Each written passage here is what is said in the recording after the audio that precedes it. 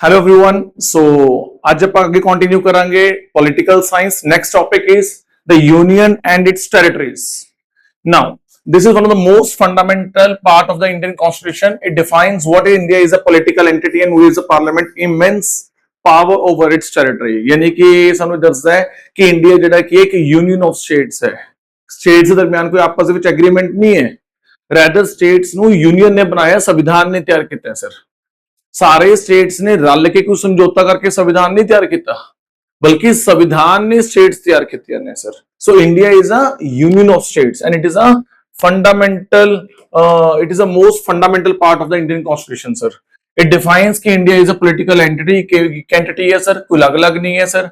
अते पार्लियामेंट कोल केवल पावर है, इमेंस पावर है over it's territory. Sir territory नु चेंज करना है, दो स्टेट्स नु ऐड ऑन करना है, दो स्टेट्स नु डिवाइड करना है, यूटीज एड ऑन करनी ने, यूटीज कुछ मर्ज करनी ने, कुछ भी। Sir what ever the case में पावर किदे कोल केवल केवल यूनियन गवर्नमेंट को, ठीक है, यानी कि पार्लियामेंट दे विच संशोधन दे राही वो कर सकते हैं। सर उस तो बाद आर्टिकल 1 ऑफ द कॉन्स्टिट्यूशन की कहता है। Sir now article 1 clause 1 the union of India shall be the union of states. That union of India होएगा क्या होएगा? Union of states. ਇਹਦਾ मतलब की होया सर कि इंडिया ਜਿਹੜਾ ਹੈਗਾ ਉਹ यूनियन ऑफ स्टेट्स है, ना कि फेडरेशन। सर इंडिया एक फेडरेशन नहीं है। The constitution deliberately uses the word union instead of federation. Sir ਸਾਡੇ संविधान ਦੇ ਵਿੱਚ वर्ड ਕੀ इस्तेमाल ਕੀਤਾ ਗਿਆ? यूनियन, ना कि फेडरेशन। अगर फेडरेशन ऑफ स्टेट्स ਹੁੰਦਾ, ठीक है, या अगर कोई एक तरीके ਦਾ एग्रीमेंट ਹੁੰਦਾ ਤਾਂ ਹੋ ਸਕਦਾ ਸੀ ਕਿ स्टेट्स को पावर ਹੁੰਦੀ कि ਉਹ अगर सीट करना ਚਾਹਣ ਤਾਂ सीट कर ਸਕਦੇ ਨੇ, अगर ਬਾਹਰ ਜਾਣਾ ਚਾਹਣ ਤਾਂ ਅੱਡ ਹੋ ਸਕਦੇ ਨੇ। ਸਰ ਪਰ ਸਾਡੇ संविधान ਦੇ ਵਿੱਚ डेलिबरेटली मतलब कि साफ साफ कड़ा वर्ड यूज किया गया यूनियन ऑफ स्टेट्स, ना कि फेडरेशन ऑफ स्टेट्स। उस तो बाद this emphasises that Indian union is indestructible, जो कि दर्शाता है कि ਜਿਹੜਾ भारत है वो इंडिस्ट्रक्टेबल है। सर उसे टुकड़े नहीं किए जा सकते। सर उस तो बाद and not the result of an agreement between the sovereign states. एक तरीके ਦਾ सॉवरन स्टेट्स ਦੇ ਵਿਚਕਾਰ ਚ ਐਗਰੀਮੈਂਟ ਨਹੀਂ ਹੈ, ਅਨਲਾਈਕ ਦ ਯੂਐਸਏ। ਜਦ ਯੂਐਸਏ ਸਟਾਰਟਿੰਗ ਚ ਬਣਿਆ ਸੀਗਾ ਉਹਦੇ ਵਿੱਚ ਇੱਕ ਐਗਰੀਮੈਂਟ ਹੋਇਆ ਸੀਗਾ 13 ਸਟੇਟਸ ਦੇ ਵਿੱਚ। It is not like that. ਅਸੀਂ ਇਹ ਨਹੀਂ ਕਹਿ ਰਹੇ कि यूएसए टुकड़े हो सकते हैं। यूएसए टुकड़े क्यों नहीं हो सकते? उधर पर ऑलरेडी अपने क्लास ले चुके हैं। सर उधर पर अपने सुप्रीम कोर्ट की जजमेंट सी उन्होंने उधर डिस्कस कर चुके हैं। सर वो भी तो नहीं हो सकता। सर पर एक यूएसएसआर दी एग्जांपल हैगी है जिदे विच कई ਜਿਹੜੀਆਂ एरिया ਸੀਗੇ ਉਹ अलग हो गए ਸੀਗੇ। सर फाइन एनीहाउ पर इंडिया च इदां नहीं हो सकता। इंडिया ਜਿਹੜਾ यूनियन है it is indestructible. Sir now territorial composition। sir article 1 clause 3 the territory of the India comprises the territory of states। the India territories क्या कुछ ਹੁੰਦਾ है? sir India ਦੀ territory ਦੇ ਵਿੱਚ ਪਹਿਲੀ ਗੱਲ ਤਾਂ territories of states ਆਉਂਦੀਆਂ ਨੇ, ਉਸ ਤੋਂ ਬਾਅਦ union territories ਆਉਂਦੀਆਂ ਨੇ, ਇਸ ਤੋਂ ਇਲਾਵਾ ਕੋਈ ਹੋਰ other territories ਜੋ ਸਮੇਂ-ਸਮੇਂ ਤੇ ਇੰਡੀਅਨ ਗਵਰਨਮੈਂਟ ਦੁਆਰਾ ਐਕਵਾਇਰ ਕੀਤੀਆਂ ਜਾਣਗੀਆਂ ਜਾਂ ਕੀਤੀਆਂ ਗਈਆਂ ਨੇ। ਹੁਣ ਇੰਡੀਅਨ ਸਟੇਟਸ ਦੀ ਗੱਲ ਕਰੀਏ, ਉਹਦੀ ਇੱਕ ਲਿਸਟ ਆਲਰੇਡੀ ਬਣੀ ਹੋਈ ਹੈ ਫਸਟ ਸ਼ੈਡਿਊਲ ਦੇ ਵਿੱਚ, ਜੋ ਕਿ ਕਰੰਟਲੀ ਕਿੰਨੀਆਂ ਸਟੇਟਸ ਇੰਡੀਆ ਦੇ ਵਿੱਚ 28 ਸਟੇਟਸ ਨੇ। यूटीज ਦੀ ਗੱਲ ਕਰੀਏ ਸਰ ਕਰੰਟਲੀ ਕਿੰਨੀਆਂ ਨੇ? 8 यूटीज ਨੇ ਐਜ਼ ਆਫ ਮਈ 2026। ਸੋ ਇਹਦੇ ਨਾਮ ਹੈਗੇ Andaman and Nicobar, Chandigarh, Dadra and Nagar Haveli and Daman and Diu. ਹੁਣ ਇਹ ਇਕੱਠੀਆਂ ਹੋ ਗਈਆਂ ਸਰ, ਪਹਿਲੇ ਅੱਡ-ਅੱਡ ਸੀਗੀਆਂ, ਠੀਕ ਹੈ ਜੀ। ਇਹ ਹੁਣ ਇਕੱਠੇ ਹੋ ਗਏ, ਪਹਿਲੇ ਅਲੱਗ-ਅਲੱਗ ਸੀਗੇ। ਉਸ ਤੋਂ ਬਾਅਦ ਦਿੱਲੀ, ਉਸ ਤੋਂ ਬਾਅਦ ਜੰਮੂ ਐਂਡ ਕਸ਼ਮੀਰ, ਉਸ ਤੋਂ ਬਾਅਦ ਲੱਦਾਖ। ਇਹ ਹੁਣ ਇਹ ਵੀ ਰੀਸੈਂਟਲੀ ਦੋ ਨਵੀਂ ਬਣੀਆਂ ਨੇ, ਪਹਿਲੇ ਸਟੇਟ ਸੀਗੀ। ਸਰ ਤੇ ਇਤਿਹਾਸ 'ਚ ਪਹਿਲੀ ਵਾਰ ਹੋਇਆ ਕਿ ਕਿਸੇ ਸਟੇਟ ਨੂੰ ਤੋੜ ਕੇ ਯੂਟੀ ਬਣਾਇਆ ਗਿਆ ਹੋਵੇ। ਹੁਣ ਤੱਕ ਇਹ ਤਾਂ ਹੁੰਦਾ ਆਇਆ ਸੀਗਾ, ਜਿਵੇਂ ਹਿਮਾਚਲ ਪਹਿਲੇ ਯੂਟੀ ਸੀ ਉਹ ਸਟੇਟ ਬਣ ਗਈ ਸੀਗੀ, ਯੂਟੀ ਤੋਂ ਸਟੇਟ ਬਣਦੀਆਂ ਦੇਖੀਆਂ ਸੀਗੀਆਂ, ਪਰ ਇਤਿਹਾਸ 'ਚ ਪਹਿਲੀ ਵਾਰ ਕਿਸੇ ਸਟੇਟ ਨੂੰ ਤੋੜ ਕੇ ਯੂਟੀ ਬਣਾਈ ਗਈ ਸੀਗੀ। ਸਰ ਫਾਈਨ ਸਨ 2019 ਦੇ ਵਿੱਚ, ਤੇ ਜਿਹਦੇ ਵਿੱਚ ਦੋ ਯੂਟੀਜ਼ ਬਣੀਆਂ ਸੀ, ਜੋ ਕਿ ਜੰਮੂ ਕਸ਼ਮੀਰ ਅਤੇ ਲੱਦਾਖ। ਅਗਲੀ ਹੈਗੀ ਲਕਸ਼ਦ੍ਵੀਪ, ਨੈਕਸਟ ਹੈਗੀ Puducherry. Sir so Andaman Nicobar islands 1, second Chandigarh, Dadra Nagar Haveli and Daman and Diu 3rd, 4th Delhi, 5th Jammu and Kashmir, 6th Ladakh, 7th Lakshadweep, 8th Puducherry. Sir ठीक है जी, 8 यूटीज हो गई। उस तो बाद होर बाकी जो टेरिटरीज जो समय समय ते एक्वायर कीतियां जाणगियां एट एनी टाइम या कीतियां गईयां ने, ठीक है जी। गल करते हैं पुडुचेरी दी। सर तो पुडुचेरी दी थोड़ा सा मैप एक विचित्र मैप है। सर तो इससे निगाह मारो। सर शायद बहुत बच्चा ने शायद देखा भी होगा या नहीं भी देखा होगा, जेडे डॉट किते हुए ने सारा पुडुचेरी है। Sir this is also Puducherry, माहे।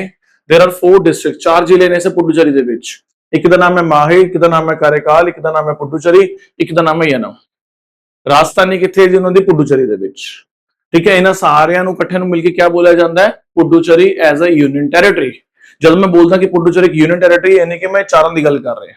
ਜਦੋਂ ਮੈਂ ਇੱਕ ਪਾਰਟਿਕੂਲਰ ਏਰੀਆ ਦੇ ਨਾਮ ਦੀ ਗੱਲ ਕਰ ਰਿਹਾ, ਇੱਕ ਜ਼ਿਲ੍ਹੇ ਦੀ ਗੱਲ ਕਰ ਰਿਹਾ, ਯਾਨੀ ਕਿ ਪੁਡੂਚੇਰੀ ਸਰ, जो कि अपने आप एक जिला भी है, शहर भी है सर। फाइन। सो उदाहरण तौर पर पटियाला, जब मैं पटियाला जिले की गल करता तो मतलब कि नापा भी आ गया, 500 भी आ गया सर। जो मैं पटियाला शहर की गल करता तो मैं सिर्फ पटियाला शहर की गल कर रहा सर। जो मैं पुडुचेरी यूनियन टेरिटरी की गल कर रहे हैं, that means I am talking about Yanam, Puducherry, Karaikal and Mahe sir. ठीक है जी, यानी कि 4 जिले ने सर। कुछ नहीं जी, 9 नहीं है, 8 है। ठीक है, मैं बताता हूँ क्यों। हाँ, चिकन नेक को भी यूटी अनाउंस तो नहीं किया इन्होंने, भी चल रहा है, ऐसा तो कुछ नहीं है। चिकन नेक बेसिकली की है बहुत छोटी जी बरीक जी बाउंड्री है sir in the state of West Bengal, ਤੇ ਉੱਥੇ ਹੁਣ ਤੱਕ ਕੇਂਦਰ ਕਹਿ ਰਹੇ ਸੀ ਸਾਨੂੰ ਕੰਟਰੋਲ ਦੇ ਦਿਓ। ਉਹ ਇੱਕ ਮਾਤਰ ਇੱਕ ਛੋਟਾ ਜਿਹਾ ਏਰੀਆ ਹੈ ਜੋ ਕਨੈਕਟ ਕਰਦਾ ਇੰਡੀਆ ਨੂੰ ਵਿਦ ਨਾਰਥ ਈਸਟ, ਤੇ ਉਹਦੇ ਵਿੱਚ ਬਹੁਤ ਸਾਰੇ ਜਿਹੜੇ ਮਤਲਬ ਕਿ ਆਹ ਬੰਗਲਾਦੇਸ਼ ਤੋਂ ਆਏ ਨੇ ਇਲੀਗਲ ਤਰੀਕੇ ਨਾਲ, ਉੱਥੇ ਉਹਨਾਂ ਨੇ ਕਬਜ਼ਾ ਕਰ ਲਿਆ ਸਰ। ਤਾਂ ਖਤਰਾ ਸੀਗਾ ਵੀ ਕਿਤੇ ਨਾਰਥ ਈਸਟ ਨੂੰ ਅੱਡ ਕਰਨਾ ਚਾਹੁੰਦੇ ਨੇ ਸਰ। ਇਸ ਤਰੀਕੇ ਦੇ ਉੱਤੇ ਇੱਕ ਲੋਕਲ ਨੇਤਾ ਬਿਆਨ ਦੇਣੇ ਸ਼ੁਰੂ ਕਰਨ ਲੱਗੇ ਸੀਗੇ ਸਰ। ਤੇ Indian government was very strict of that ਕਿ ਅਸੀਂ ਉਹ ਜਿਹੜਾ ਉਹਨੂੰ ਨੈਕ ਬੋਲਦੇ ਨੇ ਨਾ, ਚਿਕਨ ਨੈਕ ਬੋਲਦੇ ਨੇ, ਤੇ ਅਸੀਂ ਉਸ ਏਰੀਆ ਨੂੰ ਖੁਦ ਐਕਵਾਇਰ ਕਰ ਲੈਂਦੇ ਆ ਸਰ, ਯਾਨੀ ਕਿ ਬੀਐਸਐਫ ਦੇ ਕੰਟਰੋਲ ਚ ਕਰ ਲੈਂਦੇ ਆ, ਡਾਇਰੈਕਟ ਉਸੇ ਦਿਨ ਲੈ ਕਰ ਲੈਂਦੇ ਆ ਸਰ। ਮਮਤਾ ਬੈਨਰਜੀ ਹੁਣ ਤੱਕ ਮੰਨ ਨਹੀਂ ਰਹੀ ਸੀ, ਤਾਂ ਜਦੋਂ ਦੀ ਆਪਣਾ ਕੀ ਨਾਮ ਹੈ ਦੀ ਅਧਿਕਾਰੀ ਦੀ ਸਰਕਾਰ आई है, तब आंदे सर उन्होंने वो एरिया बीएसएफ के हवाले करता सर। तो यूटी ऐसा कुछ नहीं अनाउंस हुआ, तो उसको तो पढ़ के आंदे ऐसा कुछ कहां से पढ़ते हो? अरे कहाँ अनाउंस हुआ ऐसा? उसके बाद ठीक है जी, तो ये 4 चीजें हैं सर। आप ऐसा मत किया करो, ध्यान से पढ़ा करो बेटा। अब कोई भी आर्टिकल रीड कर रहे हो ना, उस पर सब लिखित होता है। उसके बाद नेक्स्ट इंपॉर्टेंट फीचर्स। सो ਇਹਦਾ मतलब ਕੀ ਹੋਇਆ, यूनियन इज इंडिस्ट्रक्टिबल, यानी कि यूनियन ਨੂੰ ਤੋੜਿਆ ਨਹੀਂ ਜਾ ਸਕਦਾ। Even if all the states were to disappear, the union would still exist, यानी कि यूनियन फिर भी रहेगा सर। तो भावें 28 ਦੀਆਂ 50 स्टेट्स कर दो, 50 ਦੀਆਂ 32 कर दो, 16 कर दो, 1 कर दो, 100 कर दो, कुछ मर्जी कर दो, पर यूनियन इज इंडिस्ट्रक्टिबल सर। ठीक है ना, कल यूनिटरी कंट्री बना दो, यूनियन तो रहेगा ही रहेगा सर। मतलब थ्योरेटिकली बोल रहे हैं, ऐसा प्रैक्टिकली इतना पॉसिबल भी नहीं है। ठीक है, so no right to secede, यानी कि कोई स्टेट को अधिकार नहीं हैगा to break away from the union. This was made absolutely clear after the Kashmir issue and during the framing of the constitution sir. उसके बाद the name is officially India, that is Bharat, article 1 read with the article 1 clause 2 through the full phase the is in the preamble as well sir। ठीक है जी, तो साडे संविधान ਦੇ ਵਿੱਚ keyword लिखा है India, that is Bharat sir. Fine. So doctor Baba Rao Ambedkar ने संविधान सभा ਦੇ ਵਿੱਚ ਖੜੇ ਹੋ ਕੇ ਟਿੱਪਣੀ ਕੀਤੀ ਸੀ ਇਸ ਚੀਜ਼ ਦੇ ਉੱਪਰ कि इंडियन यूनियन इंडिस्ट्रक्टेबल है। उन्होंने की कहना सीगा, he said India is a union because it is not the result of any compact। India union यूनियन है, ठीक है, it is not the result of any compact or agreement between the independent states. ये किसी independent states के विचकार आपस ਦੇ ਵਿੱਚ कॉम्पैक्ट या एग्रीमेंट नहीं है।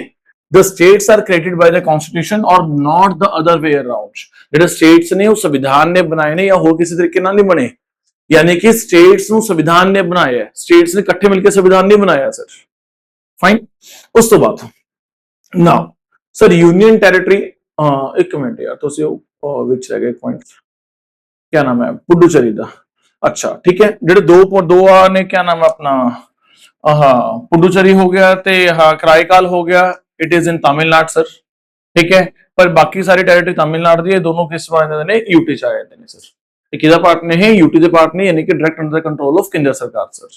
उस तो बाद यानम ਜਿਹੜਾ ਏਰੀਆ ਹੈਗਾ ਤੁਸੀਂ ਦੇਖ ਸਕਦੇ ਹੋ ਕਿ ਆਂਧਰਾ ਦੇ ਵਿੱਚ ਹੈਗਾ ਸਰ। ਕਿਹਦੇ ਵਿੱਚ ਹੈ ਉਹ? ਆਂਧਰਾ ਪ੍ਰਦੇਸ਼ ਦੇ ਵਿੱਚ। ਕਿਹਦੇ ਵਿੱਚ ਹੈ ਉਹ? ਆਂਧਰਾ ਦੇ ਵਿੱਚ। ठीक है जी, सो ये बेसिकली एक्चुअली पुराना मैप है ਦੇ ਵਿੱਚ तेलंगाना। ठीक है जी, नाउ उस तो बाद यानम हो गया, माहे किथे हो गया बेसिकली केरल ਦੇ ਵਿੱਚ। माहे किथे हो गया? केरल ਦੇ ਵਿੱਚ। ठीक है, यानी कि पुडुचेरी किथे किथे फैलिया हुआ है? आंध्रा, अपना की नाम है तमिलनाडु, और दूसरा केरल सर। फाइन। नेक्स्ट उस तो बाद नाउ स्टेट्स और यूटी ਦੇ ਵਿੱਚ ਫਰਕ ਕੀ ਹੁੰਦਾ ਸਰ? स्टेट्स और यूटी ਦੇ ਵਿੱਚ ਫਰਕ क्या ਹੁੰਦਾ है? नाउ ਜਿਹੜੀਆਂ ਆਪਣਾ ਜਦ ਅਸੀਂ ਵਰਡ ਯੂਜ਼ ਕਰਦੇ ਹਾਂ यूनियन ऑफ स्टेट्स, ठीक है, यानी कि स्टेट्स ਦੀ ਗੱਲ ਕਰ ਰਹੇ ਹਾਂ, यानी कि ਮੈਂਬਰਸ ਨੇ यूनियन ਦਾ। ਜਿਹੜੇ यूटीज ਨੇ ਉਹਨੂੰ डायरेक्टली ਕੇਂਦਰ ਡੀਲ ਕਰੇਗੀ, डायरेक्टली ਐਡਮਿਨਿਸਟ੍ਰੇਟਿਵ शासन कौन करेगा ਉਹਦੇ ਉੱਪਰ? केंद्र शासन करेगा सर। ऑटोनॉमी की गल करिए सर, हर स्टेट दे अपनी इलेक्टेड गवर्नमेंट है सर। ठीक है ना, वो जो काम करते हैं वो काम करते हैं स्टेट लिस्ट के अनुसार प्लस कंकरेंट लिस्ट के अनुसार। वो अपने पावर्स है ने, अपने कानून बना सकते हैं, नियम बना सकते हैं और अपनी स्टेट चला सकते हैं सर। क्या यूटी दे कोल ऐसी स्टेट लिस्ट या कंकरेंट लिस्ट होंगी है? सर नहीं है। हाँ, ਕੀ ਨਾਮ ਹੈ ਦਿੱਲੀ ਦੇ ਵਿੱਚ ਵਿਧਾਨ ਸਭਾ ਹੈਗੀ ਹੈ, ਉਧਰ ਕੁਝ ਪਾਵਰਸ ਹੈਗੀਆਂ ਨੇ, ਪਰ ਉਹਦੀ ਇੱਕ ਵਿਚਿੱਤਰ ਸਿਚੁਏਸ਼ਨ ਹੈ ਸਰ। ਲਾਅ ਐਂਡ ਆਰਡਰ ਹੋ ਗਿਆ, ਪੀਡਬਲਿਊਡੀ ਮਹਿਕਮਾ ਹੋ ਗਿਆ, ਉਹਨੂੰ ਕੌਣ ਕੰਟਰੋਲ ਕਰਦਾ ਹੈ? ਉਹਨੂੰ ਕੌਣ ਕੰਟਰੋਲ ਕਰਦਾ ਹੈ? ਕੇਂਦਰ ਕੰਟਰੋਲ ਕਰਦੀ ਹੈ ਸਰ, with कुछ exceptions, ठीक है जी। So limited powers ने basically except Delhi and Puducherry and Jammu and Kashmir which have the legislature sir। तो वैसे तो वो स्टेट लीज ਦਾ ਪ੍ਰਯੋਗ ਨਹੀਂ ਕਰ ਸਕਦੇ, ਪਰ 8 ਦੇ ਵਿੱਚ 3 ਯੂਟੀਜ਼ ਹੈਗੀਆਂ ਨੇ ਜਿਨ੍ਹਾਂ ਦੀ ਆਪਣੀ ਸਟੇਟ ਅਸੈਂਬਲੀ ਹੈ, ਜਿਨ੍ਹਾਂ ਦੀ ਆਪਣੀ ਵਿਧਾਨ ਸਭਾ ਹੈ ਸਰ। ਤਾਂ ਉਹਨਾਂ ਦੇ ਵਿੱਚ ਵੀ ਕੁਝ ਡਿਫਰੈਂਸ ਹੈ, ਪਰ ਅੱਗੇ ਜਾ ਕੇ ਦੇਖਾਂਗੇ ਜੰਮੂ ਕਸ਼ਮੀਰ ਬਤੌਰ यूटी और पुडुचेरी बतौर यूटी ਦੇ ਵਿੱਚ ਕੀ ਡਿਫਰੈਂਸ ਹੈ, ਜੋ ਅੱਗੇ ਜਾ ਕੇ ਦੇਖਦੇ ਹਾਂ ਸਰ ਅਸੀਂ, ਠੀਕ ਹੈ। ਐਕਚੁਅਲ ਦੇ ਵਿੱਚ ਕੀ ਹੈ, ਲਾਅ ਐਂਡ ਆਰਡਰ ਦਾ ਫਰਕ ਹੈ। ਜਿਹੜਾ ਲਾਅ ਐਂਡ ਆਰਡਰ ਵੈਸੇ ਬੇਸਿਕਲੀ ਉਹ ਪੁਡੁਚੇਰੀ ਚ ਖੁਦ ਮੈਨੇਜ ਕਰਦੇ ਨੇ, ਜੰਮੂ ਕਸ਼ਮੀਰ ਦੇ ਵਿੱਚ ਤੁਹਾਨੂੰ ਪਤਾ ਕਿ ਟੈਰਰਿਜ਼ਮ ਬਹੁਤ ਰਹਿੰਦਾ ਹੈ, ਜਿਸ ਕਰਕੇ ਲਾਅ ਐਂਡ ਆਰਡਰ ਕੇਂਦਰ ਦੇ ਕੋਲ ਹੈ ਸਰ, ਠੀਕ ਹੈ। ਐਨੀਹਾਓ, ਉਸ ਤੋਂ ਬਾਅਦ ਜਿਹੜੇ ਆਪਣਾ ਜੋ ਕਹਿੰਦੇ ਸਟੇਟ ਹੁੰਦੀ ਹੈ ਉਹਨਾਂ ਦਾ ਮੁਖੀਆ ਕੌਣ ਹੁੰਦਾ ਹੈ? ਮੁੱਖ ਮੰਤਰੀ ਸਰ, ਠੀਕ ਹੈ ਜੀ। ਉਸ ਤੋਂ ਬਾਅਦ ਜਿਹੜੀ ਕੇਂਦਰ ਹੁੰਦੀ ਹੈ ਉਹ ਵਾਇਆ ਗਵਰਨਰ ਦੇ ਮਾਧਿਅਮ ਦੇ ਰਾਹੀਂ, ਜਾਂ ਫਿਰ ਲੈਫਟੀਨੈਂਟ ਗਵਰਨਰ ਦੇ ਮਾਧਿਅਮ ਦੇ ਰਾਹੀਂ, ਜਾਂ ਫਿਰ ਐਡਮਿਨਿਸਟ੍ਰੇਟਰ ਦੇ ਮਾਧਿਅਮ ਦੇ ਰਾਹੀਂ ਕੰਟਰੋਲ ਕਰਦੇ ਨੇ ਉਸ ਯੂਟੀ ਨੂੰ ਸਰ। ਸਰ ਲੈਫਟੀਨੈਂਟ ਗਵਰਨਰ ਦਾ ਪ੍ਰਯੋਗ ਕਿਉਂ ਕੀਤਾ ਜਾਂਦਾ ਹੈ ਸਰ? ਜਿਹੜਾ ਸਟੇਟ ਦਾ ਮੁਖੀਆ ਹੁੰਦਾ ਉਹਨੂੰ ਗਵਰਨਰ ਬੋਲਦੇ ਨੇ, ਜੋ ਯੂਟੀ ਦਾ ਮੁਖੀਆ ਹੁੰਦਾ ਉਹਨੂੰ ਗਵਰਨਰ ਨਹੀਂ ਕਿਆ ਬੋਲਿਆ ਜਾਂਦਾ? ਲੈਫਟੀਨੈਂਟ ਗਵਰਨਰ ਬੋਲਿਆ ਜਾਂਦਾ ਹੈ ਸਰ। ਲੈਫਟੀਨੈਂਟ ਵੈਸੇ ਪੜਨ ਨੂੰ ਐ ਲੱਗਦਾ ਕਿ ਇਹ ਸੈਕੰਡ ਪੋਜੀਸ਼ਨ ਹੈ, ਇਸ ਉੱਪਰ ਟੌਪ ਤੇ ਵੀ ਕੋਈ ਹੋਰ ਬੈਠਾ ਹੋਏਗਾ ਸਰ, ਪਰ ऐसा नहीं है। Lieutenant governor is a top most position in the union territory sir, ठीक है। जिसे कई जगह ते एडमिनिस्ट्रेटर लगाया हुआ है, कई जगह ते लेफ्टिनेंट गवर्नर लाया हुआ है। जिथे तक विधान सभा हैगी उत्थे लेफ्टिनेंट गवर्नर लगाया हुआ है, जिवें चंडीगढ़ दे विच विधान सभा नहीं है उत्थे एडमिनिस्ट्रेटर लाया हुआ है, कोई सीनियर आईएएस ऑफिसर लगा देते हैं सर उसनूं चलाउण दे लई, चंडीगढ़ नूं संभालण दे लई सर। फाइन। उस तो बाद रही गल लेफ्टिनेंट गवर्नर गवर्नर च फर्क की है सर? लेफ्टिनेंट गवर्नर एक यूनियन टेरिटरी का मुखिया होंदा है, गवर्नर ਜਿਹੜਾ ਹੁੰਦਾ ਉਹ ਇੱਕ ਸਟੇਟ ਦਾ ਮੁਖੀਆ ਹੁੰਦਾ ਹੈ। ਜਾਣ ਕੇ ਗਵਰਨਰ ਨਹੀਂ ਬੋਲਿਆ ਗਿਆ ਕਿਉਂਕਿ ਸਟੇਟ ਕੋਲ ਇੱਕ ਜ਼ਿਆਦਾ ਪਾਵਰਸ ਨੇ as comparison to the union territory, so in that capacity ਜਿਹੜੇ ਗਵਰਨਰ ਸਾਹਿਬ ਹੁੰਦੇ ਨੇ ਉਹ ਜ਼ਿਆਦਾ ਪਾਵਰਫੁਲ ਹੁੰਦੇ ਨੇ sir. not at that level lieutenant governor is powerful as comparison to the state governor sir। तो इसलिए क्योंकि वो इतना बराबर का रैंक नहीं है, तो थोड़ा जरा नीचे रखने के लिए वर्ड की यूज किया गया लेफ्टिनेंट गवर्नर। पर इसका मतलब ये नहीं कि लेफ्टिनेंट सेकंड मोस्ट पोजीशन होती है, कोई ऊपर टॉप द पोजीशन होर होएगी सर, तो टॉप द पोजीशन नहीं है। Lieutenant governor is the top most position in the union territory जिथे विधानसभा पाई जाती है, चाहे पुडुचेरी की गल होगी, चाहे वो अपना जम्मू एंड कश्मीर की गल होगी, अपना जम्मू एंड कश्मीर की गल होगी, ठीक है, या फिर दिल्ली की गल होगी सर, ठीक है जी।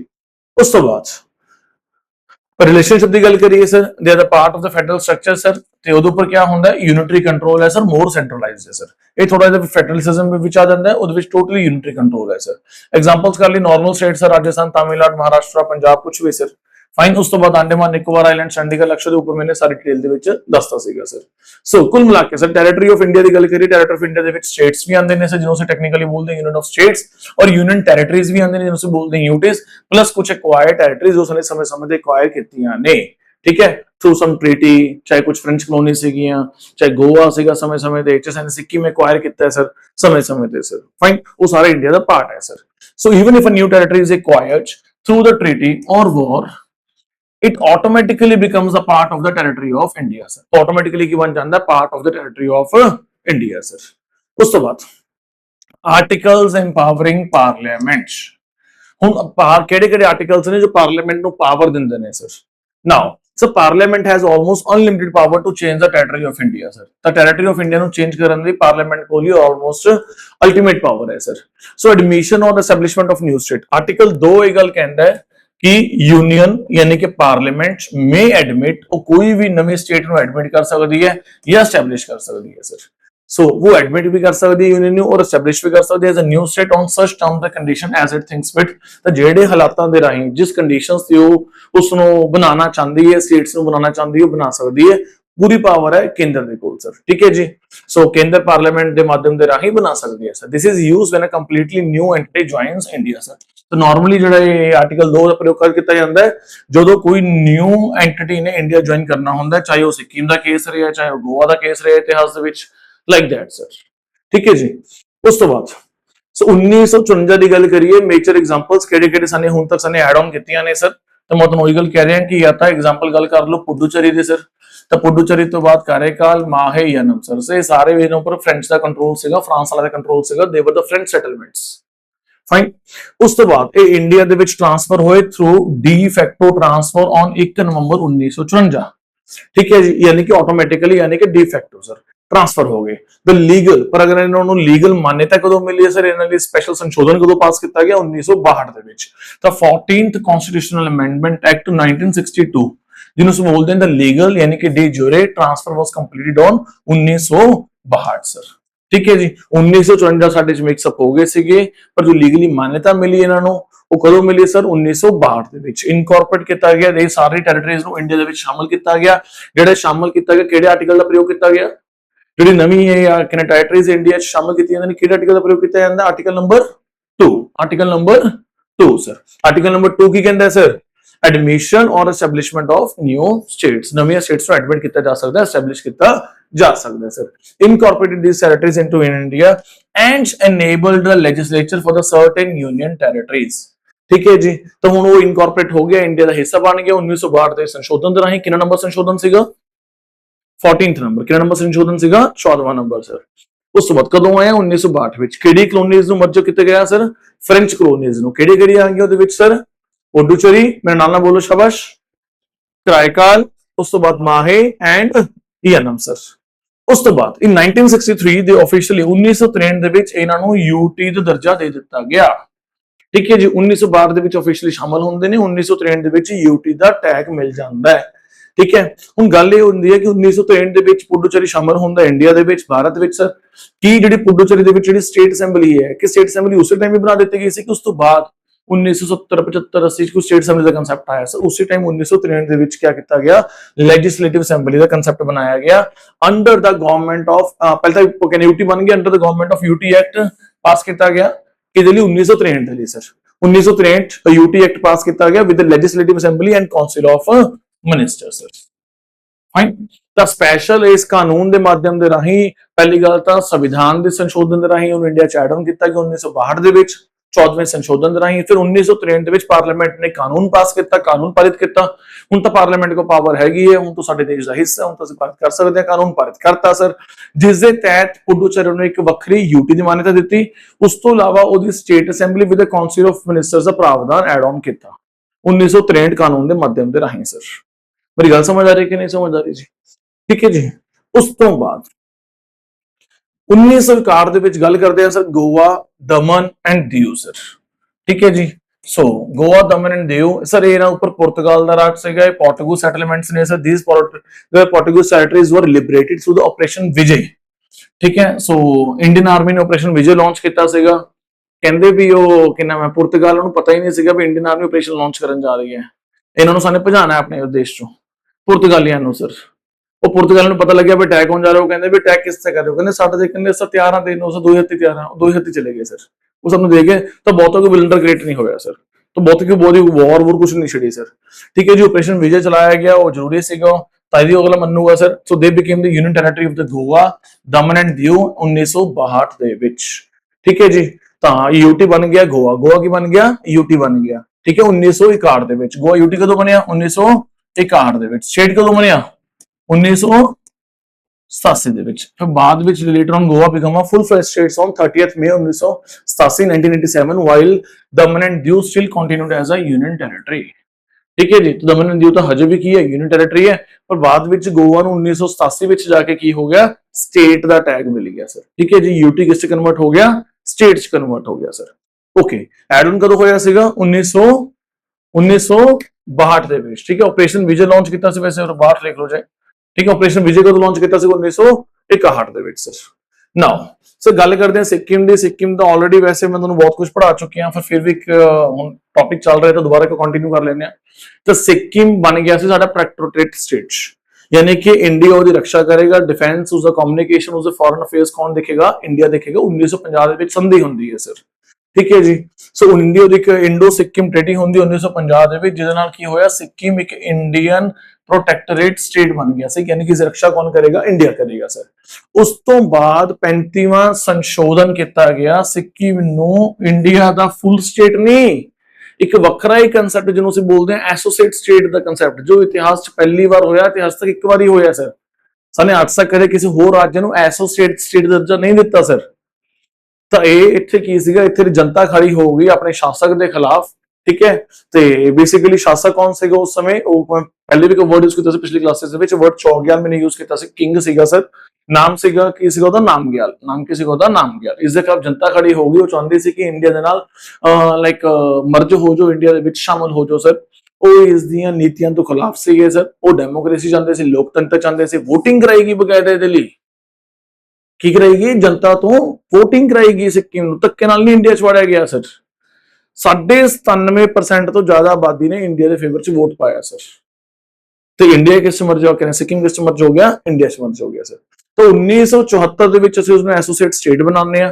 ਇਨ ਦਾ ਮੀਨ ਟਾਈਮ ਵੋਟਿੰਗ ਕਰਾਈ ਜਾਂਦੀ ਹੈ ਸਰ, ਵੋਟਿੰਗ ਸਾਡੇ ਫੇਵਰ ਦੇ ਵਿੱਚ ਆਉਂਦੀ ਹੈ। ਫਿਰ 1975 ਦੇ ਵਿੱਚ, ਠੀਕ ਹੈ ਨਾ, ਰੈਫਰੈਂਡਮ ਪਾਸ ਕਰਵਾਉਣ ਤੋਂ ਬਾਅਦ, ਇਹ ਰੈਫਰੈਂਡਮ ਦਾ ਮਤਲਬ ਹੁੰਦਾ ਵੋਟਿੰਗ ਸਰ, ਠੀਕ ਹੈ। ਸੋ 1975 ਵਿੱਚ ਰੈਫਰੈਂਡਮ ਪਾਸ ਕਰਾਉਣ ਤੋਂ ਬਾਅਦ ਜਿਹੜੀ ਮੋਨਾਰਕੀ ਹੈ, ਜੋ ਇਹ ਸ਼ਾਸਕ ਦਾ ਰਾਜ ਸੀਗਾ ਸਰ, ਉਸ ਨੂੰ ਖਤਮ ਕਰ ਦਿੱਤਾ ਗਿਆ ਸਰ। ਤੇ 36 ਅਮੈਂਡਮੈਂਟ ਐਕਟ ਪਾਸ ਕੀਤਾ ਗਿਆ, ਸੰਵਿਧਾਨਿਕ ਅਮੈਂਡਮੈਂਟ ਐਕਟ ਪਾਸ ਕੀਤਾ ਗਿਆ, ਕਨਸਟੀਟਿਊਸ਼ਨ ਅਮੈਂਡਮੈਂਟ ਐਕਟ ਪਾਸ ਕੀਤਾ ਗਿਆ, ਜਿਹਦੇ ਨਾਲ ਸਿੱਕਿਮ 22ਵੀਂ ਸਟੇਟ ਬਣ ਗਿਆ ਸੀਗਾ ਹੁਣ 16 ਮਈ 1975 ਸਰ। ਤਾਂ ਯਾਨੀ ਕਿ 35ਵਾਂ ਸੰਸ਼ੋਧਨ ਐਕਟ ਸਰ, 35ਵਾਂ ਸੰਸ਼ੋਧਨ ਐਕਟ ਅਤੇ 36ਵਾਂ ਸੰਸ਼ੋਧਨ ਐਕਟ, ਇਹ ਕਿਹਦੇ ਸੰਬੰਧ ਵਿੱਚ ਨੇ, ਸਿੱਕਿਮ ਦੇ ਸੰਬੰਧ ਵਿੱਚ ਨੇ। 35 ਦੇ ਵਿੱਚ ਕੀ ਕੀਤਾ ਗਿਆ, ਉਸਨੂੰ ਐਸੋਸੀਏਟ ਸਟੇਟ ਬਣਾਇਆ ਗਿਆ। ਕਹਿੰਦੇ this is only such example in the Indian constitutional history, ਇਹ ਇਕਲੌਤੀ ਐਗਜ਼ਾਮਪਲ ਹੈ ਸਾਡੇ ਭਾਰਤੀ ਸੰਵਿਧਾਨ ਦੇ ਇਤਿਹਾਸ ਵਿੱਚ। ਫਾਈਨ। ਉਸ ਤੋਂ ਬਾਅਦ 36ਵੇਂ ਸੰਸ਼ੋਧਨ ਰਾਹੀਂ ਕੀ ਕੀਤਾ ਗਿਆ, ਉਸਨੂੰ ਐਸੋਸੀਏਟ ਸਟੇਟ ਨਹੀਂ, ਫੁੱਲ ਫਲੈਜ ਸਟੇਟ ਦਾ ਦਰਜਾ ਦਿੱਤਾ ਗਿਆ ਸਰ, ਠੀਕ ਹੈ। ਸੋ 16 ਮਈ 1975 ਨੂੰ ਇੰਡੀਆ ਦੇ ਵਿੱਚ ਸ਼ਾਮਲ ਹੋ ਗਿਆ ਸਿੱਕਿਮ ਸਰ। ਸੋ 1975 ਤੋਂ ਲੈ ਕੇ 1950 ਸਾਡੀ ਟ੍ਰੀਟੀ ਹੁੰਦੀ ਹੈ ਸਰ। 1950 ਤੋਂ ਲੈ ਕੇ 1975 ਤੱਕ ਉਹਦੇ ਉੱਪਰ ਕਿਹਨੇ ਰਾਜ ਕੀਤਾ, ਮੋਨਾਰਕ ਨੇ ਰਾਜ ਕੀਤਾ, ਸ਼ਾਸਕ ਨੇ, ਰਾਜੇ ਨੇ ਰਾਜ ਕੀਤਾ ਸਰ, ਠੀਕ ਹੈ। ਜੋ ਨਾਮ ਕੀ ਸੀਗਾ, ਪਾਲਦੇਨ ਤੋਂਦੁਕ ਨਾਮਗਿਆਲ, ਠੀਕ ਹੈ। ਤੁਸੀਂ ਨਾਰਮਲੀ ਨਾਮਗਿਆਲ ਯਾਦ ਕਰ ਲਓ ਸਰ। ਫਿਰ ਉਸ ਤੋਂ ਬਾਅਦ ਪੋਲੀਟੀਕਲ ਅਨਰੈਸਟ ਹੋਇਆ, ਹਨਾ, ਅਫਰਾ ਤਫਰੀ ਮੱਚੀ, ਉੱਥੇ ਰੈਫਰੈਂਡਮ ਹੋਇਆ, ਵੋਟਿੰਗ ਕਰਾਈ ਗਈ, ਮੋਨਾਰਕ ਨੂੰ ਅਬੋਲਿਸ਼ ਕਰ ਦਿੱਤਾ ਗਿਆ, ਮੋਨਾਰਕੀ ਸਿਸਟਮ ਨੂੰ ਅਬੋਲਿਸ਼ ਕਰ ਦਿੱਤਾ ਗਿਆ, ਤੇ ਸਿੱਕਿਮ ਆਫੀਸ਼ੀਅਲੀ ਫਿਰ ਇੰਡੀਆ ਨੂੰ ਪਾਰਟਿਸਿਪੇਟ ਕਰ ਲੈਂਦਾ ਹੈ, ਇੰਡੀਆ ਜੁਆਇਨ ਕਰ ਲੈਂਦਾ ਐਜ਼ ਅ ਸਟੇਟ ਸਰ। ਫਿਰ ਉਸ ਤੋਂ ਬਾਅਦ ਪਹਿਲੇ ਮੁੱਖ ਮੰਤਰੀ ਬੰਦੇ ਨੇ ਕਾਜ਼ੀ ਲੈਂਦੁਕ ਦੌਰਜੀ, ਠੀਕ ਹੈ ਜੀ। ਇਲੈਕਸ਼ਨਸ ਹੋਈਆਂ ਤਾਂ ਪਹਿਲੇ ਮੁੱਖ ਮੰਤਰੀ ਕੌਣ ਬਣੇ, ਸਿੱਕਿਮ ਦੇ ਸਰ, ਕਾਜ਼ੀ ਲੈਂਦੁਕ ਦੌਰਜੀ ਸਰ, ਠੀਕ ਹੈ ਜੀ। Who supported the merger with the India, ਠੀਕ ਹੈ। ਸੋ ਇਲੈਕਸ਼ਨਸ ਹੁੰਦੀ ਹੈ, ਹੀ ਵਾਸ ਇਲੈਕਟਡ ਐਜ਼ ਅ till 1979 ਤੱਕ ਮੁੱਖ ਮੰਤਰੀ ਰਹੇ, 79 ਤੱਕ sir. Fine. So Kazi Lhendup Dorji sir. So this was basically a small history for Sikkim sir. ਪਹਿਲੇ ਆਪਾਂ ਇੱਕ ਡਿਟੇਲ ਕਲਾਸ ਵੀ ਲਈ ਹੋਈ ਹੈ ਇਸ ਦੇ ਉੱਪਰ ਸਰ, ਸਿੱਕਿਮ ਦੇ ਉੱਪਰ ਸਰ, ਠੀਕ ਹੈ ਜੀ। ਉਸ ਤੋਂ ਬਾਅਦ I think current affairs topic cover ਕੀਤਾ ਸੀਗਾ, ਕਰੰਟ ਅਫੇਅਰਸ ਆਇਆ ਸੀ ਨਾ ਟੌਪਿਕ ਵਾਲਾ। ਸੋ ਅੱਗੇ ਮੂਵ ਕਰਦੇ ਹਾਂ ਜੀ। ਨਾਓ ਆਰਟੀਕਲ 2 ਕੀ ਕਹਿੰਦਾ ਸੀਗਾ, admission and establishment of new states, admission and establishment of new states. ਹੁਣ ਆਰਟੀਕਲ 3 ਕੀ ਕਹਿੰਦਾ sir, formation of new states and alteration of boundaries. ਨਵੀਆਂ ਸਟੇਟਸ ਬਣਾਉਣੀਆਂ ਨੇ ਬਾਉਂਡਰੀ ਆਲਟਰ ਕਰਕੇ, ਚਾਹੇ ਤੇਲੰਗਾਨਾ ਬਣਾਉਣਾ ਹੈ, ਚਾਹੇ ਹਿਮਾਚਲ ਆਪਣਾ ਬਣਾਉਣਾ ਹੈ, ਚਾਹੇ ਹਰਿਆਣਾ ਕ੍ਰੀਏਟ ਕਰਨਾ ਹੈ, ਚਾਹੇ ਬਿਹਾਰ ਦੇ ਵਿੱਚ ਛੱਤੀਸਗੜ੍ਹ ਨਿਕਲਣਾ ਹੈ ਸਰ। ਉਹ using article number 3, using article number 3 sir. ਜਿਹੜੇ ਨਵੀਆਂ ਸਟੇਟਸ ਐਡ ਹੋ ਰਹੀਆਂ ਨੇ, ਨਵੀਆਂ ਸਟੇਟਸ ਬਣ ਰਹੀਆਂ, ਨਵੀਂ ਟੈਰੀਟਰੀਜ਼ ਐਡ ਹੋ ਰਹੀਆਂ ਨੇ, ਆਪਾਂ ਸਟੇਟਹੂਡ ਦੇ ਰਹੇ ਹਾਂ ਸਰ, ਉਹ ਯੂਜ਼ਿੰਗ ਆਰਟੀਕਲ ਨੰਬਰ 2 ਸਰ। ਕਿਹੜੀ ਐਗਜ਼ਾਮਪਲ ਦਿੱਤੀ ਸੀ ਮੈਨੂੰ ਉਹਦੇ ਵਿੱਚ ਸਰ, ਗੋਆ ਦੀ ਐਗਜ਼ਾਮਪਲ ਦਿੱਤੀ, ਪੁਡੂਚੇਰੀ ਚਾਰੇ ਜ਼ਿਲ੍ਹਿਆਂ ਦੀ ਐਗਜ਼ਾਮਪਲ ਦਿੱਤੀ ਸਰ, ਔਰ ਸਿੱਕਿਮ ਦੀ ਐਗਜ਼ਾਮਪਲ ਦਿੱਤੀ ਸਰ, ਠੀਕ ਹੈ ਜੀ। Article number 3, so this is the most powerful provision regarding the internal territory changes. So parliament can form a new state, so parliament ਕੋਈ ਵੀ ਨਵੀਂ ਸਟੇਟ ਬਣਾ ਸਕਦੇ ਨੇ by the separation of UT from any state. ਕਿਸੇ UT ਨੂੰ state ਤੋਂ ਅੱਡ ਕਰਕੇ, ਕਿਸੇ ਯੂਟੀ ਨੂੰ ਸਟੇਟ ਤੋਂ ਅੱਡ ਕਰਕੇ ਨੂੰ ਨਵੀਂ ਸਟੇਟ ਬਣਾਇਆ ਜਾ ਸਕਦਾ ਹੈ ਸਰ, ਠੀਕ ਹੈ ਜੀ। ਉਸ ਤੋਂ ਬਾਅਦ ਸਰ 2 ਔਰ ਮੋਰ ਸਟੇਟਸ ਨੂੰ ਯੂਨਾਈਟ ਕੀਤਾ ਜਾ ਸਕਦਾ ਹੈ, 2 ਔਰ ਮੋਰ ਸਟੇਟ ਨੂੰ ਯੂਨਾਈਟ ਕੀਤਾ ਜਾ ਸਕਦਾ ਹੈ, ਜਾਂ ਉਹਨਾਂ ਦੇ ਕੁਝ ਹਿੱਸਿਆਂ ਨੂੰ ਵੀ ਯੂਨਾਈਟ ਕੀਤਾ ਜਾ ਸਕਦਾ, ਕੋਈ ਦਿੱਕਤ ਨਹੀਂ ਹੈ ਸਰ। ਪੂਰੀ ਦੀ ਪੂਰੀ ਸਟੇਟ ਮਰਜ ਕਰਨੀ ਹੈ, ਪੂਰੀ ਦੀ ਪੂਰੀ ਸਟੇਟ ਮਰਜ ਕਰ ਦੋ, ਇੱਕ ਹਿੱਸਾ ਉਦੋਂ ਕੱਢਣਾ, ਇੱਕ ਹਿੱਸਾ ਉਦੋਂ ਕੱਢ ਕੇ ਫਿਰ ਇੱਕ ਸਟੇਟ ਬਣਾਉਣੀ, ਉਦੋਂ ਬਣਾਉਣਾ, ਉਦੋਂ ਬਣਾ ਦੋ ਸਰ, ਕੋਈ ਦਿੱਕਤ ਨਹੀਂ ਹੈ sir. Increase the area of any state, ਕਿਸੇ ਵੀ ਸਟੇਟ ਦਾ ਏਰੀਆ ਇੰਕਰੀਜ਼ ਕੀਤਾ ਜਾ ਸਕਦਾ, ਕਿਸੇ ਵੀ ਸਟੇਟ ਦਾ ਏਰੀਆ ਡਿਕਰੀਜ਼ ਕੀਤਾ ਜਾ ਸਕਦਾ ਹੈ, ਠੀਕ ਹੈ ਜੀ। ਬਾਉਂਡਰੀਜ਼ ਨੂੰ ਆਲਟਰ ਕੀਤਾ ਜਾ ਸਕਦਾ ਆਫ ਐਨੀ ਸਟੇਟ, ਅਤੇ ਉਸ ਦੇ ਨਾਮ ਨੂੰ ਵੀ ਚੇਂਜ ਕੀਤਾ ਜਾ ਸਕਦਾ ਹੈ। ਹੁਣ ਜਦ ਆਂਧਰਾ ਪ੍ਰਦੇਸ਼ ਦੇ ਵਿੱਚੋਂ ਨਵਾਂ ਇੱਕ ਏਰੀਆ ਨਿਕਲੂਗਾ ਤਾਂ ਉਹਦਾ ਨਾਮ ਆਂਧਰਾ 2 ਵੀ ਰੱਖਿਆ ਜਾਊਗਾ, ਉਹਦਾ ਨਾਮ ਤੇਲੰਗਾਨਾ ਰੱਖਿਆ ਗਿਆ ਸਰ। ਤਾਂ ਨਾਮਕਰਨ ਦੀ ਪਾਵਰ ਵੀ ਕੇਂਦਰ ਦੇ ਕੋਲ ਹੈ ਸਰ, ਨਾਮਕਰਨ ਪਾਵਰ ਵੀ ਕਿਹਦੇ ਕੋਲ ਹੈ, ਕੇਂਦਰ ਦੇ ਕੋਲ ਹੈ ਸਰ, ਠੀਕ ਹੈ ਜੀ। ਸੋ ਕਹਿਣ ਦਾ ਮਤਲਬ ਕਿ ਨਵੀਂ ਯੂਟੀ ਜਾਂ ਸਟੇਟ ਬਣਾਈ ਜਾ ਸਕਦੀ ਹੈ ਸਰ। ਉਸ ਤੋਂ ਬਾਅਦ form a new state decrees, ਠੀਕ ਹੈ। ਤਾਂ ਸਟੇਟ ਬਾਰੇ ਲਿਖਿਆ ਹੋਇਆ ਨਾ, ਨਵੀਂ ਯੂਟੀ ਵੀ ਕ੍ਰੀਏਟ ਕੀਤੀ ਜਾ ਸਕਦੀ ਹੈ, ਉਹ ਅੱਗੇ ਜਾ ਕੇ ਦੇਖਦੇ ਹਾਂ। ਫਾਈਨ। ਸੋ ਉਹ ਅੱਗੇ ਆਏਗਾ part. Anyhow so bill can be introduce. ਹੁਣ ਇਹਦੇ ਲਈ ਕੀ ਕਰਨਾ ਪਊਗਾ, ਤੁਹਾਨੂੰ ਇੱਕ ਬਿਲ ਪਾਸ ਕਰਨਾ ਪਊਗਾ, ਕੀ ਕਰਨਾ ਪਊਗਾ, ਬਿਲ ਪੇਸ਼ ਕਰਨਾ ਪਊਗਾ ਸਰ। सर बिल तभी पेश होगा सिर्फ और सिर्फ अगर राष्ट्रपति साहब की रिकमेंडेशन होएगी। सर राष्ट्रपति नो सरकार का समर्थन होंगे तो हो ही नहीं सकता अगर सरकार चाहे कोई नवी स्टेट बनाने लिए और राष्ट्रपति साहब उसको अपोज कर दें सर। ठीक है ना, अगर सरकार का कॉन्फिडेंस है तभी राष्ट्रपति साहब सीट देने, अगर सरकार ते कॉन्फिडेंट है सर। ठीक है ना, सो पर इदा होंगे कि राष्ट्रपति अपॉइंट लिए तो सिंपल मेजोरिटी चाहिए है, पास हो जाती है, पर रिमूवल के लिए सिंपल मेजोरिटी नहीं चाहिए, फिर तो ओपोजिशन का सहयोग भी चाहिए होंगे। पर वैसे भी जाहिर जी गल है कि जो रूलिंग गवर्नमेंट होंगी है उदू सहयोग तो होंगे ही है, राष्ट्रपति जल्दी मना नहीं कर देता इस केस में। ठीक है, पर कदे कदे इदा भी हो जाता, उदाहरण तौर पर हूँ 2014 एनडीए की सरकार आई। ठीक है, उस समय 2012 राष्ट्रपति साहब से प्रणब मुखर्जी, राष्ट्रपति साहब प्रणब मुखर्जी रहे ने आई थिंक 2017 तक, तो 2014 तो लेके 2017 तक मोदी साहब प्रधानमंत्री रहे और दूजे पासे राष्ट्रपति कौन सी प्रणब मुखर्जी साहब, किन्होंने अपॉइंट किया कांग्रेस गवर्नमेंट ने सर, किन्होंने इलेक्ट किया कांग्रेस गवर्नमेंट ने, कि वो बहुत बड़े लीडर ने कांग्रेस के आंसर यस, पर की 2014 तो लेके 2017 ਦੇ ਵਿੱਚ ਕਿ ਇਹਨਾਂ ਦਾ ਆਪਸ ਵਿੱਚ ਕੋਈ ਮਿਸਕਮਿਊਨੀਕੇਸ਼ਨ ਰਿਹਾ ਹੈ, ਕੋਈ ਇਹਨਾਂ ਦੇ ਵਿੱਚ ਥੌਰ ਦਾ ਡਿਫਰੈਂਸ ਰਿਹਾ ਆਂਸਰ ਇਸ ਨੂੰ, ਕਿ ਕਦੇ ਰਾਸ਼ਟਰਪਤੀ ਮਹੋਦय ਨੇ ਸਰਕਾਰ ਦੇ ਕਦੇ ਕੋਈ ਗੱਲ ਮੋੜੀ ਹੈ ਆਂਸਰ ਇਸ ਨੂੰ। ਸਰ ਸਰਕਾਰ ਜਨਤਾ ਨੇ ਚੁਣ ਕੇ ਭੇਜੀ ਹੈ, ਉਹਨਾਂ ਦੀ ਤੋਹੀਨ ਕਰਨਾ ਜਨਤਾ ਦੇ ਡਾਇਰੈਕਟ ਤੋਹੀਨ ਕਰਨ ਦੇ ਬਰਾਬਰ ਹੈ ਸਰ। ਇਸੇ ਲਈ ਬਾਬਾ ਰਾਓ ਅੰਬੇਦਕਰ ਸਾਹਿਬ ਨੇ ਰਾਸ਼ਟਰਪਤੀ ਇਲੈਕਸ਼ਨ ਡਾਇਰੈਕਟਲੀ ਇਲੈਕਟਡ ਨਹੀਂ ਰੱਖੀ, ਇਨਡਾਇਰੈਕਟਲੀ ਰੱਖੀ ਹੋਈ ਹੈ, ਅਤੇ ਜਿਹੜੀ ਲੋਕ ਸਭਾ ਦੀ ਇਲੈਕਸ਼ਨ ਹੈ ਉਹ ਡਾਇਰੈਕਟਲੀ ਰੱਖੀ ਹੋਈ ਹੈ, ਜੋ ਕਿ ਪ੍ਰਧਾਨ ਮੰਤਰੀ ਜਾਂ ਸਰਕਾਰ ਚੁਣਦੇ ਨੇ ਸਰ। ठीक है जी, जिस करके इन अदर वर्ड्स साडा संविधान यही कहने की कोशिश कर रहा है कि लोकसभा ज्यादा पावरफुल है, जो जनता ने डायरेक्टली चुन के भेजे, तो उसका जो जनादेश होंगे उसको रिस्पेक्ट करना जरूरी है सर। तो अगर ऐसी कोई सिचुएशन भी होगी कि मतलब कि प्रधानमंत्री किसी होर विचारधारा दे ने, राष्ट्रपति किसी होर विचारधारा दे ने, तो फिर भी असं देखते हैं कि बहुत अच्छा कोऑपरेशन रहिंदा है। ठीक है ना, अल्टीमेटली कोई पर्सनल काम थोड़ी कर रहा है, हर कोई देश लिए काम कर रहा है सर। तेलंगाना को इदा थोड़ी बनाया गया सर, अगर तेलंगाना के लोग रौला पा रहे थे, अगर बारी बार कह रहे थे तभी बनाया गया ना, हम तो बगैर पूछे थोड़ी बनाया गया सर।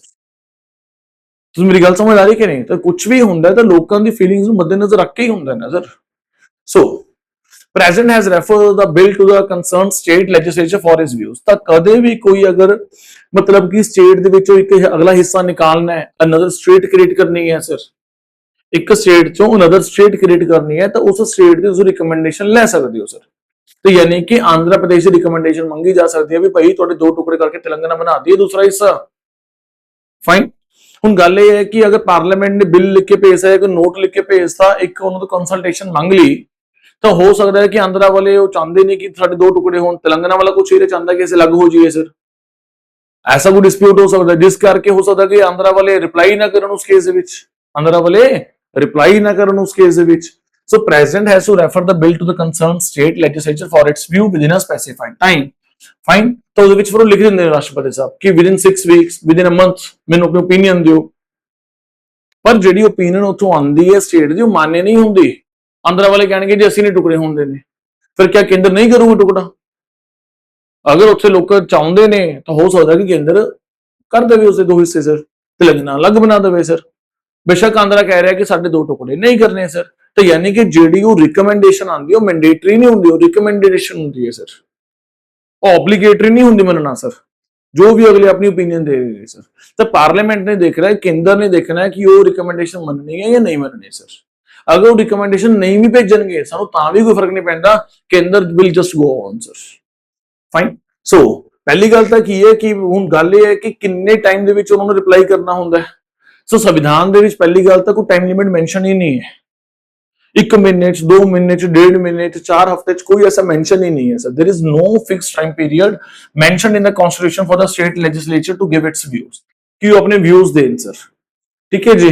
सो ਇਹਦੇ ਲਈ ਕੀ ਕੀਤਾ ਗਿਆ ਸਰ, ਇੱਕ ਸੰਸ਼ੋਧਨ ਐਡ ਕੀਤਾ ਗਿਆ 1955 ਦੇ ਵਿੱਚ, ਹਨਾ 1955 ਦੇ ਵਿੱਚ ਇੱਕ ਸੰਸ਼ੋਧਨ ਐਡ ਕੀਤਾ ਗਿਆ। ਉਸ ਸੰਸ਼ੋਧਨ ਮੈਂ ਐਜ਼ ਇਟ ਇਜ਼ ਲਿਖਿਆ ਹੋਇਆ ਹੈ ਸਰ, ठीक है, वो मैं पढ़ देना जो एग्जैक्ट जो संविधान की वर्डिंग है sir. The bill has been referred by the president to the legislature of that state for expressing its views, कि वो अपने विचारधारा अपने व्यूज दवे their on with such period. तो संशोधन ऐड करके प्रोविजो ऐड किया गया। प्रोविजो मतलब होता एक्सेप्शन, एक आर्टिकल दा एक्सेप्शन, प्रोविजो जिन्हें प्रोवाइडेड फॉर भी बोलते हैं सर। ठीक है। सो आर्टिकल नंबर 3 दी प्रोविजो ऐड की गई सर कि ਉਹਦੇ ਵਿੱਚ ਕੀ ਲਿਖਿਆ ਜਾਂਦਾ, bill has been referred by the president to the legislature of that state for expressing its views thereon with such period as may be specified in the reference or within such further period as the president may allow sir। ਤਾਂ ਜੋ ਰਾਸ਼ਟਰਪਤੀ ਉਸ ਵਿੱਚ ਲਿਖਣਗੇ ਵੀ ਤੁਹਾਨੂੰ 6 ਹਫ਼ਤੇ ਦੀ ਮੌਲਤ ਦੇ ਰਹੇ ਆ, 2 ਹਫ਼ਤੇ ਦੀ ਮੌਲਤ ਦੇ ਰਹੇ ਆ, ਉਹੀ ਮੌਲਤ ਹੋਊਗੀ ਸਰ। ਸੰਵਿਧਾਨ ਦੇ ਵਿੱਚ ਕੁਝ ਐਜ਼ ਇਟ ਇਜ਼ ਨਹੀਂ ਹੈ, ਉਹਨਾਂ ਨੇ ਰਾਸ਼ਟਰਪਤੀ ਸਾਹਿਬ ਤੇ ਛੱਡਤਾ, ਰਾਸ਼ਟਰਪਤੀ ਦੇਖਣਗੇ ਕਿੰਨਾ ਪੀਰੀਅਡ ਉਹਨਾਂ ਨੇ ਦੇਣਾ ਹੈ ਸਰ। ਠੀਕ ਹੈ ਜੀ। So and the period so specified ਔਰ ਸੋ ਅਲਾਉਡ ਹੈਜ਼ ਐਕਸਪਾਇਰਡ ਸਰ। ਸੋ ਕਹਿਣ ਦਾ ਮਤਲਬ ਕੀ ਹੈ ਕਿ ਉਹਨਾਂ ਨੇ ਜੋ ਸਮਾਂ ਮਿਲੂਗਾ ਕੌਣ ਡਿਸਾਈਡ ਕਰਨਗੇ, ਰਾਸ਼ਟਰਪਤੀ ਮਹੋਦय ਡਿਸਾਈਡ ਕਰਨਗੇ। ਸੰਵਿਧਾਨ 'ਚ ਐਸਾ ਕੁਝ ਨਹੀਂ ਲਿਖਿਆ ਹੋਇਆ ਕਿੰਨੇ ਸਮੇਂ ਦੇ ਵਿੱਚ ਉਸ ਸਟੇਟ ਨੇ ਆਪਣੇ ਵਿਊਜ਼ ਦੇਣੇ ਹੈ ਕੇਂਦਰ ਨੂੰ ਸਰ। ਫਾਈਨ। ਤਾਂ ਵਿਊਜ਼ ਮੰਗੇ ਜਾਣਗੇ ਬਾय ਦ ਰਾਸ਼ਟਰਪਤੀ ਮਹੋਦय, ਉਹ ਟਾਈਮ ਲਿਮਿਟ ਲਿਖ ਦੇਣਗੇ, ਜਦੋਂ ਵਿਊਜ਼ ਮੰਗਣਗੇ ਉਸ ਲੈਟਰ ਦੇ ਵਿੱਚ ਉਹਦੇ ਵਿੱਚ ਲਿਖ ਦੇਣਗੇ ਕਿ ਤੁਹਾਨੂੰ ਅਸੀਂ ਇੰਨਾ ਸਮਾਂ ਦੇ ਰਹੇ ਹਾਂ ਸਰ, ਆਪਣੇ ਵਿਊਜ਼ ਦੇ ਦਿਓ sir. So therefore the president decides the time limit, ठीक है, when he refers the bill to the state legislature। ultimately decide कौन करता है, राष्ट्रपति महोदय decide करते ने time limit ਜਦੋਂ bill refer ਕੀਤਾ ਜਾਂਦਾ, ਕਿਹਨੂੰ refer ਕੀਤਾ ਜਾਂਦਾ ਹੈ, to the state legislature। ठीक है, this period is mentioned in the reference letter itself। तो लेटर ਦੇ ਵਿੱਚ ਲਿਖਿਆ ਜਾਂਦਾ 1 ਮਹੀਨਾ ਵੀ ਹੋ ਸਕਦਾ, 2 ਮਹੀਨੇ ਵੀ ਹੋ ਸਕਦਾ, 6 ਹਫ਼ਤੇ ਵੀ ਹੋ ਸਕਦਾ, whatever the ਰਾਸ਼ਟਰਪਤੀ ਮਹੋਦय considers reasonable, ਜੋ ਵੀ president ਸਾਹਿਬ ਚਾਹਨ considers reasonable sir। fine। ਉਸ ਤੋਂ ਬਾਅਦ the president can also extend its period if needed। ਅਗਰ ਉਹ ਚਾਹਨ ਤਾਂ ਐਕਸਟੈਂਡ ਕਰਨਾ ਚਾਹੁੰਦਾ, ਐਕਸਟੈਂਡ ਵੀ ਕਰ ਸਕਦੇ ਨੇ ਸਰ।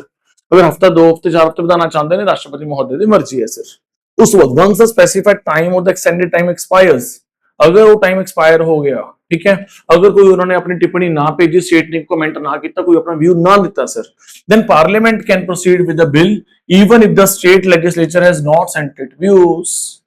ठीक है, तो parliament will proceed, parliament will go on, parliament अपना जिवें करना चाहता कर सकते हैं। अल्टीमेटली पावर किहदे कोल है, केंद्र कोल है। सिर्फ एक रिकमेंडेशन मंगी है, व्यू मंगेगा उन्हां तों सर। ठीक है, जो मनना ना मनना केंद्र दी मर्जी है सर। उस तो बाद सर होया की sir, why this provision exist. Originally article 3 ਦੇ ਵਿੱਚ ਸਰ ਕੋਈ ਵੀ ਟਾਈਮ ਲਿਮਿਟ ਮੈਂਸ਼ਨ ਨਹੀਂ ਸੀਗੀ ਸਰ। ਸੋ ਸਟੇਟਸ ਕੀ ਕਰਦੇ ਸੀ, ਡਿਲੇ ਕਰ ਸਕਦੇ ਸੀ by not giving their opinion sir. ਤਾਂ ਫਿਰ ਸੰਵਿਧਾਨ ਦੇ ਵਿੱਚ 5ਵਾਂ ਸੰਸ਼ੋਧਨ ਕੀਤਾ ਗਿਆ, ਜਿਹਦੇ ਕਰਕੇ ਉਹ ਇੱਕ ਪ੍ਰੋਵੀਜ਼ਨ ਜਿਹੜੀ ਐਡ ਆਨ ਕੀਤੀ ਗਈ ਟੂ ਪ੍ਰੀਵੈਂਟ ਦਾ ਇਨਡੈਫੀਨਿਟ ਡਿਲੇਸ, ਤਾਂ ਕਿ ਬੇਫਾਲਤੂ ਦੇ ਡਿਲੇ ਤੋਂ ਬਚਿਆ ਜਾ ਸਕੇ। ਫਾਈਨ। तो 5ਵਾਂ ਸੰਸ਼ੋਧਨ ਲਿਆਇਆ ਗਿਆ 1955 ਦੇ ਵਿੱਚ ਸਰ। ਨਾਓ ਗੱਲ ਕਰਦੇ ਹਾਂ ਸਰ ਕਿ third point the sir, parliament is not bound ਬਾय the views of the state legislature. तो वही गल कर रहे हैं कि पार्लियामेंट बाउंड नहीं है by the views of state legislature, it can ignore them. अगर इन्हें व्यूज भेजता, अगला कहता नहीं जी आंध्र दो टुकड़े नहीं करने, केंद्र चाहता है आंध्र ਦੇ ਵਿੱਚ ਇੱਕ ਹਿੱਸਾ ਕਰਕੇ तेलंगाना ਬਣਾਉਣਾ ਚਾਹੁੰਦਾ ਤਾਂ ਕੇਂਦਰ ਕਰ ਸਕਦਾ ਹੈ ਸਰ। ਫਾਈਨ। ਉਸ ਤੋਂ ਬਾਅਦ simple majority in the parliament is enough. ਅੱਛਾ, ਤੇ ਇੱਕ ਹੋਰ ਚੀਜ਼ ਸਰ, ਨਵਾਂ ਰਾਜ ਬਣਾਉਣ ਦੇ ਲਈ ਯੂਜ਼ਿੰਗ ਆਰਟੀਕਲ ਨੰਬਰ 3 ਇੱਕ ਹਿੱਸਾ ਬਾਹਰ ਕੱਢ ਕੇ ਨਵਾਂ ਰਾਜ ਬਣਾਇਆ ਜਾ ਰਿਹਾ ਹੈ ਸਰ। ਸਿੰਪਲ ਮੈਜੋਰਿਟੀ ਚਾਹੀਦੀ ਹੈ, ਦੈਟਸ ਇਟ। ਔਰ ਲੋਕ ਸਭਾ ਸਰਕਾਰ ਦੇ ਕੋਲ ਸਿੰਪਲ ਮੈਜੋਰਿਟੀ ਹੁੰਦੀ ਹੈ। ਫਾਈਨ। ਤਾਂ ਯਾਨੀ ਕਿ ਲੋਕ ਸਭਾ ਦਾ ਬਿੱਲ ਤੁਸੀਂ ਪਾਸ ਹੋਇਆ ਉਹ ਕੇਂਦਰ ਰਾਜ ਸਭਾ ਚ ਵੀ ਹੋ ਹੀ ਜਾਂਦਾ ਕਿਤੇ ਨਾ ਕਿਤੇ, ਨਾਟ ਅ ਬਿਗ ਡੀਲ ਸਰ। ਠੀਕ ਹੈ ਨਾ। ਸੋ ਕਦੇ ਵੀ ਕੇਂਦਰ ਇਦਾਂ ਬਿੱਲ ਨਹੀਂ ਲਿਆਂਦੀ, ਅਗਰ ਲੋਕ ਉੱਥੇ ਤੇ ਕਹਿ ਰਹੇ ਨੇ ਫਿਰ ਉੱਥੇ ਰੀਜਨਲ ਪਾਰਟੀਆਂ ਵੀ ਕਹਿਣ ਲੱਗ ਜਾਂਦੇ ਨੇ। ਫਿਰ ਉਹਨਾਂ ਦੇ ਜਿਹੜੇ ਰਾਜ ਸਭਾ ਦੇ ਐਮਪੀਜ਼ ਹੁੰਦੇ ਨੇ, ਜਿਵੇਂ ਟੀਡੀਪੀ ਹੋ ਗਿਆ, ਤੇਲਗੂ ਦੇਸ਼ਮ ਪਾਰਟੀਜ਼ ਹੋ ਗਿਆ, ਅਗਲੇ ਉਹ ਵੀ ਬੋਲਣ ਲੱਗ ਜਾਂਦੇ ਨੇ ਹਾਂ ਜੀ ਅੱਡ ਕਰੋ ਜੀ ਅੱਡ ਕਰੋ। ਠੀਕ ਹੈ ਨਾ। ਤਾਂ ਕਿਤੇ ਨਾ ਕਿਤੇ ਸਪੋਰਟ ਮਿਲ ਜਾਂਦਾ ਹੈ। ਤਾਂ ਕੇਂਦਰ ਇਦਾਂ ਦਾ ਕਰਦਾ ਨਹੀਂਗਾ। ਅਗਰ ਬਹੁਤ ਜ਼ਿਆਦਾ ਕੇਂਦਰ ਦਾ ਪ੍ਰੈਸ਼ਰ ਹੋਵੇ, ਜਨਤਾ ਪ੍ਰੈਸ਼ਰ ਕਰੇ, ਤਾਂ ਉਹ ਕੇਂਦਰ ਕੀ ਕਰਦਾ, ਫਿਰ ਨਵੀਂ ਸਟੇਟ ਬਣਾ ਦਿੰਦਾ sir. But it is not that easy sir. ਠੀਕ ਹੈ ਨਾ। ਸੋ ਉਸ ਤੋਂ ਬਾਅਦ no need to obtain the views of UT's legislature on the boundaries of name changes। ਅਗਰ UT ਦੀ ਬਾਉਂਡਰੀ ਚੇਂਜ ਕਰਨੀ ਹੈ, ਉਹਦਾ ਨਾਮ ਚੇਂਜ ਕਰਨਾ, ਮੈਂ ਕਿਹਾ ਸੀ UT ਦੀ ਗੱਲ ਬਾਤ ਕਰਦੇ 2 ਮਿੰਟ, ਤਾਂ UT ਤੋਂ ਕੋਈ ਵੀ ਪਰਮਿਸ਼ਨ ਲੈਣ ਦੀ ਲੋੜ ਨਹੀਂ ਹੈ। ਮੇਰੀ ਬਾਤ ਸਮਝ ਆ ਰਹੀ ਕਿ ਨਹੀਂ ਸਮਝ ਆ ਰਹੀ ਸਰ? ਨਾਓ ਇਹਦੇ ਵਿੱਚ ਨਾ ਇੱਕ ਪੁਆਇੰਟ ਨਹੀਂ ਲਿਖਿਆ ਹੋਇਆ, ਉਹ ਤੁਸੀਂ ਐਡ ਆਨ ਕਰ ਲਓ। ਮੈਂ ਸ਼ਾਇਦ ਜਦੋਂ ਮੈਂ ਕਨਕਲੂਡ ਕੀਤਾ ਨਾ, ਜਿਹੜੇ ਪੁਆਇੰਟ ਸੀਗੇ ਨਾ ਵੀ ਸਟੇਟ ਐਡ ਆਨ ਹੋ ਸਕਦੀ ਹੈ, ਬਣ ਸਕਦੇ ਨੇ, ਉਹ ਚ ਲਿਖੋ ਵੀ UT ਵੀ ਕੀਤੀ ਜਾ ਸਕਦੀ ਹੈ, formation of the new states ਔਰ UT ਸਰ, ਔਰ UT ਹੈ ਨਾ, ਨਿਊ UT ਬਣਾਈ ਜਾ ਸਕਦੀ ਹੈ। फाइन। और territory from many states sir, unite 2 और more states to part thereof sir. ठीक है जी। Increase area of any state decrease की जा सकती है, तो ਇਹਦੇ ਵਿੱਚ ਸਮਝ ਲਓ ਕਿ UT ਕ੍ਰੀਏਟ ਕੀਤੀ ਜਾ ਸਕਦੀ ਹੈ ਸਰ, ਹੈ ਨਾ, ਇੰਕਰੀਜ਼ ਡਿਕਰੀਜ਼ ਦੇ ਵਿੱਚ। ਸੋ ਐਨੀ ਹਾਊ ਕਰ ਨੈਕਸਟ ਹੁਣ ਇਸ ਆਰਟੀਕਲ 3 ਦਾ ਪ੍ਰਯੋਗ ਕਰਕੇ ਕਦੋਂ ਕਿਆ ਹੋਇਆ ਸਰ? ਉਦਾਹਰਨ ਤੌਰ ਤੇ ਸਰ तेलंगाना ਬਣਿਆ 2014 ਦੇ ਵਿੱਚ ਫਰਮ ਆਂਧਰਾ ਪ੍ਰਦੇਸ਼। ठीक है। उत्तराखंड राज्य बनया सर। ठीक है जी। उत्तराखंड कितों निकलिया सीगा? उत्तर प्रदेश ਤੋਂ ਨਿਕਲਿਆ ਸੀਗਾ। झारखंड कितों निकलिया सीगा? झारखंड कितों निकलिया है? बिहार ਦੇ ਵਿੱਚੋਂ। झारखंड कितों निकलिया है? बिहार ਦੇ ਵਿੱਚ। ਤੁਸੀਂ ਅੱਜ ਦਾ झारखंड ਤੇ बिहार ਤੇ ਇਕੱਠਾ ਸਮਝ ਲਓ। सन 2000 ਤੋਂ ਪਹਿਲੇ, ਉਸ ਤੋਂ ਪਹਿਲੇ ਲਾਲੂ यादव ਮੁੱਖ ਮੰਤਰੀ ਸੀਗਾ, ਇੰਨੇ ਬੜਾ ਏਰੀਆ ਦਾ ਮੁੱਖ ਮੰਤਰੀ ਸੀਗਾ। ਅੱਜ ਦਾ ਬਿਹਾਰ ਪਲਸ झारखंड both सन 2000 ਤੋਂ ਪਹਿਲੇ it was a single Bihar and Lalu Yadav was a मुख्य मंत्री for the full बिहार, जिन्हें मुख्यमंत्री ने, so huge state at that time, ठीक है ना, एरिया वाइज। छत्तीसगढ़ कहां से निकले? छत्तीसगढ़ कहां से निकले? छत्तीसगढ़ करे मैप लगाया हुआ है बेटा इंडिया का। छत्तीसगढ़ सर मध्य प्रदेश से। कहां से निकले हैं? मध्य प्रदेश से सर। ठीक है जी। जम्मू कश्मीर ਨੂੰ 2 यूटी ਬਣਾਤੀਆਂ सन 2019 ਚ। ਇੱਕ यूटी ਦਾ ਨਾਮ ਕੀ ਹੈ? जम्मू कश्मीर। दूसरी यूटी ਦਾ ਨਾਮ ਕੀ ਹੈ? लद्दाख। की है? लद्दाख सर। ठीक है जी। लिंग्विस्टिक रीऑर्गेनाइजेशन ਹੋਈਆਂ ਸੀਗੀਆਂ, ਲੈਂਗੁਏਜ ਦੇ ਆਧਾਰ ਤੇ ਸਟੇਟਸ ਬਣੀਆਂ ਸੀਗੀਆਂ, ਬੜੀ ਮੇਜਰ ਰੀਸ਼ਫਲਿੰਗ ਹੋਈ ਸੀਗੀ 1956 ਦੇ ਵਿੱਚ ਸਰ। ठीक है। सो इस तरीके ने कुछ एग्जांपल्स ने using the article number 3 sir. Now sir अगर ਤਾਂ नेम एंड टेरिटरी करनी है ना, वो चेंज करनी है, उधर ही तो कुछ नहीं है, उदा ही चेंज हो सकता है सर, कोई ਉਹਦੀ रिक्वायरमेंट नहीं है। पर गल करिए अगर नवीं स्टेट्स एडमिट करनियां ने ਤਾਂ ਸਿੰਪਲ ਮੈਜੋਰਿਟੀ ਚਾਹੀਦੀ ਹੈ दैट स्टेट सर। पर अगर ਤੁਸੀਂ ਆਪਣੇ ਸਟੇਟ ਦੇ ਵਿੱਚੋਂ ਨਵੀਂ ਸਟੇਟ ਕੱਢਣੀ ਹੈ, ਦੋ ਸਟੇਟਸ ਨੂੰ ਐਡ ਆਨ ਕਰਨਾ ਹੈ, ਆਪਣੀ ਬਾਉਂਡਰੀਜ਼ ਆਲਟਰ ਕਰਨੀਆਂ ਨੇ, ਯਾਨੀ ਕਿ ਯੂਜ਼ਿੰਗ ਆਰਟੀਕਲ ਨੰਬਰ 3, ਤਾਂ ਫਿਰ ਤੁਹਾਨੂੰ ਉਸ ਤੋਂ ਬਾਅਦ ਸਿੰਪਲ ਮੈਜੋਰਿਟੀ ਤੋਂ ਇਲਾਵਾ ਤੁਹਾਨੂੰ ਹੋਰ ਕੀ ਚਾਹੀਦਾ ਹੋਏਗਾ ਬॉस? Presidential recommendation sir. राष्ट्रपति महोदय तो भी रिकमेंडेशन चाहिए है। मेरी बात समझ आ रही कि नहीं समझ आ रही सर? अगर तो आर्टिकल नंबर 2 प्रयोग करना है, गोवा एड ऑन करना है, पुडुचेरी एड ऑन करना है, सिक्किम एड ऑन करना है, कोई राष्ट्रपति महोदय की परमिशन नहीं है, सिंपल बिल ले आओ, अप्रूव करो, दैट्स इट सर, खत्म कहानी सर।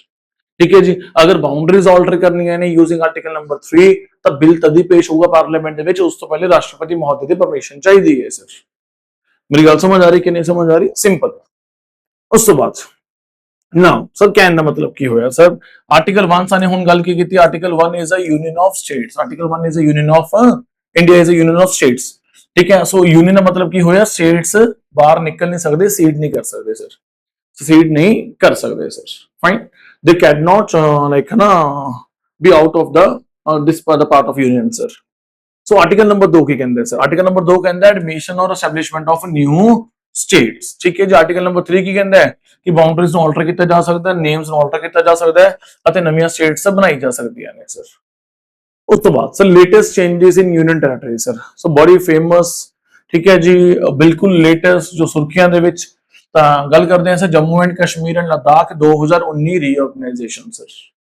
ਤਾਂ ਕੀ ਹੋਇਆ ਸੀਗਾ ਇਸ ਦਾ? So this is the most significant territorial change sir. Territory ਦਾ ਬੜਾ ਸਿਗਨੀਫੀਕੈਂਟ ਮੇਜਰ ਚੇਂਜ ਸੀਗਾ सिंस ਜਿਹੜਾ ਕਿ ਲੈਂਗੁਏਜ ਦੇ ਆਧਾਰ ਤੇ ਚੇਂਜ ਹੋਇਆ ਸੀਗਾ in 1956 sir. Now Jammu and Kashmir reorganisation act 2019 ਦੇ ਵਿੱਚ ਪਾਸ ਕੀਤਾ ਗਿਆ ਸੀਗਾ ਸਰ 5 और 6 ਅਗਸਤ ਨੂੰ ਸਰ, ਇਫੈਕਟਿਵ ਫਰਮ ਦਾ 31 ਅਕਤੂਬਰ 2019 ਸਰ। ਤਾਂ ਅਗਸਤ 2019 ਦੇ ਵਿੱਚ ਬਿੱਲ ਪਾਸ ਕੀਤਾ ਜਾਂਦਾ ਹੈ। ਕਾਨੂੰਨ ਬਿੱਲ ਦਾ ਨਾਮ ਕੀ ਸੀਗਾ? Jammu and Kashmir reorganisation act sir 2019 sir, effective from the 31 ਅਕਤੂਬਰ 2019 ਸਰ। सर 5 और 6 अगस्त क्यों लिखा है सर? 5 अगस्त ਨੂੰ राज्यसभा ਚ ਬਿੱਲ ਪਾਰਿਤ ਹੁੰਦਾ ਹੈ, 5-6 ਅਗਸਤ ਨੂੰ ਲੋਕ ਸਭਾ ਚ ਬਿੱਲ ਪਾਰਿਤ ਕੀਤਾ ਗਿਆ ਸਰ। ਠੀਕ ਹੈ ਜੀ। ਤੇ ਇੰਪਲੀਮੈਂਟ ਕਦੋਂ ਕਰਾਇਆ ਗਿਆ? 31 ਅਕਤੂਬਰ ਨੂੰ ਸਰ। ਕਦੋਂ ਕਰਾਇਆ ਗਿਆ? 31 ਅਕਤੂਬਰ ਨੂੰ ਸਰ। ਸਰ ਜੰਮੂ ਕਸ਼ਮੀਰ ਤੇ ਉੱਪਰ ਤੱਕ ਕੋਈ ਕਾਨੂੰਨ ਲਾਗੂ ਨਹੀਂ ਹੋ ਸਕਦਾ ਸੀਗਾ, ਆਰਟੀਕਲ 370 ਸਪੈਸ਼ਲ ਪ੍ਰਿਵਿਲੇਜ ਸੀਗਾ ਸਰ। ਫਿਰ ਭਾਰਤ ਸਰਕਾਰ ਨੇ ਐਦਾਂ ਕਿਦਾਂ ਕਾਨੂੰਨ ਬਣਾਤਾ, ਜੋ ਭਾਰਤੀ ਪਾਰਲੀਮੈਂਟ ਨੇ ਕਾਨੂੰਨ ਬਣਾਤਾ ਜੋ अल्टीमेटली उत्थे स्टेट ऊपर लागू हो गया सर। ठीक है। अगर भारत सरकार ने कोई भी कानून बनाना है तो उत्थे दी विधानसभा यानी कि उत्थे दी सरकार तो परमिशन लेनी पैनी हुंदी है सर। तो उत्थे दी विधानसभा ने किद्दां परमिशन देती सर? होया कि इलैक्शंस होईयां, मेजोरिटी आई, तो भारतीय जनता पार्टी ने पीडीपी दे नाल मिलके सरकार बनाई सर। ठीक है। तो उत्थे दे मतलब कि जिहड़ी दूजी पोलीटिकल पार्टी सी उन्हां विच पत्थर मच गया भी बीजेपी दी सरकार बन गई है ना, एक हिंदू माइंडेड पार्टी है, जम्मू कश्मीर सरकार बना रही है, इस तरीके की गल्लां होण लग गई। करते करते करते बीजेपी ने विच विचाले पीडीपी का साथ छड्डता, पीडीपी के जा हुण ना तो पीडीपी को बहुमत सीगा, ना नेशनल कॉन्फ्रेंस को बहुमत सीगा, ना बीजेपी को बहुमत सीगा, ना ही कांग्रेस को बहुमत सीगा, किसी को बहुमत नहीं सीगा। नेशनल कॉन्फ्रेंस पीडीपी आपस में चिट्टे कुत्ते वैरी सीगे सर। इत्थे बीजेपी ने पीडीपी का साथ छड्डता, बीजेपी की विचारधारा नेशनल कॉन्फ्रेंस नाल नहीं मिलती, नेशनल कॉन्फ्रेंस कांग्रेस की विचारधारा आपस में मिलती, उन्होंने कोई मेजोरिटी नहीं है। ठीक है जी। कांग्रेस से पीडीपी से आपस नहीं बनते, करते कराते मेजोरिटी किसी को नहीं है, सरकार बनी नहीं, गवर्नर रूल लग गया सर। की लग गया? गवर्नर रूल लग गया। और साडा संविधान कहता है कि जम्मू कश्मीर दे विच लगातार 6 महीने गवर्नर रूल लग्या रहे तो फिर उहदी विधानसभा भंग हो जाएगी और फिर अल्टीमेटली कंट्रोल किहदे कोल आ जाऊ? गवर्नर कोल आ जाएगा सर। फाइन, तो होया कि 6 महीने किसी ने मेजोरिटी पेश नहीं की, सरकार बनी नहीं, विधान सभा भंग करती सर, सरकार आ गई गवर्नर दी, गवर्नर दे शासक बन गया। पंजाबी च बोल रहा कि टेक्निकली मैं कला कला पॉइंट दसदा, कला कला एक्ट, कला कला आर्टिकल माध्यम दे राਹੀਂ दसांगे, कला कला संशोधन ਦੀ ਗੱਲ ਕਰਾਂਗੇ ਸਰ, ਕਿਹੜੇ ਸੰਸ਼ੋਧਨ ਨੰਬਰ ਰਾਹੀਂ ਕੀ ਹੋਇਆ ਸਰ, ਜਸਟ ਇੱਕ ਮੋਟੀ ਮੋਟੀ ਕੁੰਡਲੀ ਦੱਸ ਰਹੇ, ਦੈਟਸ ਇਟ ਸਰ। ਠੀਕ ਹੈ ਜੀ। ਫਿਰ ਅਲਟੀਮੇਟਲੀ ਹੁਣ ਕਹਿੰਦੇ ਕੇਂਦਰ ਸਰਕਾਰ ਨੇ ਅਗਸਤ ਵਿੱਚ ਬਿੱਲ ਪਾਰਿਤ ਕੀਤਾ। ਇਸ ਸਮੇਂ ਦੇ ਵਿੱਚ ਅਮਰਨਾਥ ਦੀ ਯਾਤਰਾ ਚੱਲ ਰਹੀ ਸੀਗੀ, ਹਨਾ। ਹੁਣ ਸਾਰੀ ਆਰਮੀ ਚਾਹੀਦੀ ਸੀਗੀ, ਬੜੇ ਸਾਰੇ ਨੇਤਾਵਾਂ ਨੂੰ ਅੰਦਰ ਬੰਦ ਕਰਨਾ ਸੀ, ਉਹਨਾਂ ਦੇ ਘਰਾਂ ਦੇ ਵਿੱਚ ਹੀ, ਹਨਾ, ਬਾਹਰ ਕੁੰਡਾ ਲਾ ਦੇਣਾ ਸੀ, ਬਾਹਰ ਆਰਮੀ ਤੈਨਾਤ ਕਰਤੀ ਸੀ, ਜਿੱਥੇ ਉਹਨਾਂ ਨੂੰ ਉੱਥੇ ਹੀ ਅੰਦਰ ਬਣਾ ਲਿਆ ਸਰ। ਠੀਕ ਹੈ ਜੀ, ਆਪਣੇ ਕੰਟਰੋਲ 'ਚ ਲੈ ਲਿਆ। ਨਾਓ ਅਨਾਉਂਸ ਕੀਤਾ ਗਿਆ ਕਿ ਜੰਮੂ ਕਸ਼ਮੀਰ ਦੇ ਵਿੱਚ ਕੋਈ ਟੈਰਰਿਸਟ ਅਟੈਕ ਦੀ ਸੂਚਨਾ ਮਿਲੀ ਹੈ, ਤੇ ਜਿਸ ਕਰਕੇ ਸਾਨੂੰ ਉੱਥੇ ਅਮਰਨਾਥ ਯਾਤਰਾ ਤੁਰੰਤ ਰੋਕਣੀ ਪੈ ਰਹੀ ਹੈ।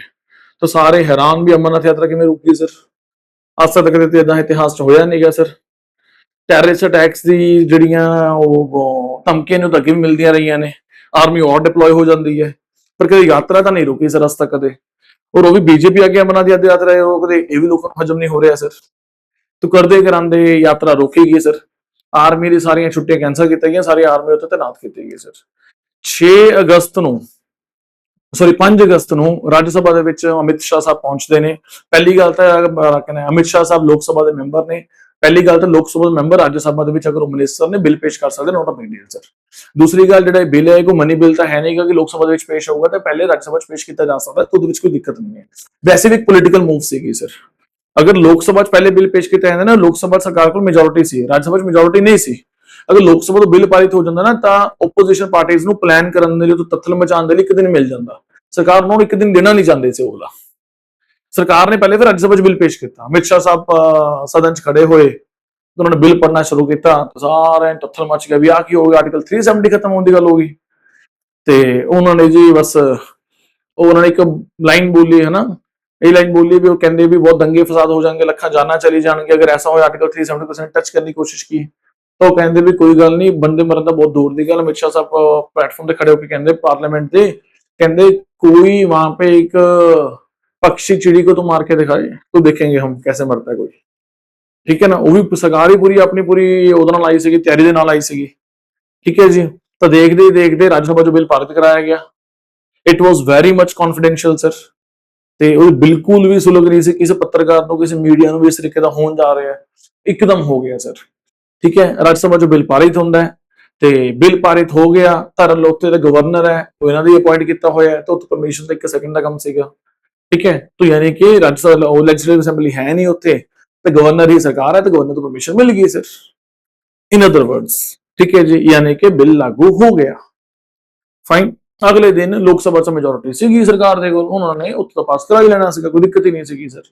ठीक है जी, सो इस तरीके नाल थोड़ा जिहा सीन रहा सीगा। खैर ਆਪਾਂ टेक्निकली देखते हैं क्या क्या होया, किहड़ा कानून पारित किया गया। कानून का नाम है Jammu and Kashmir reorganisation act 2019 sir, जिहड़ा बिल पेश किया गया सी, पारित किया गया सीगा सर।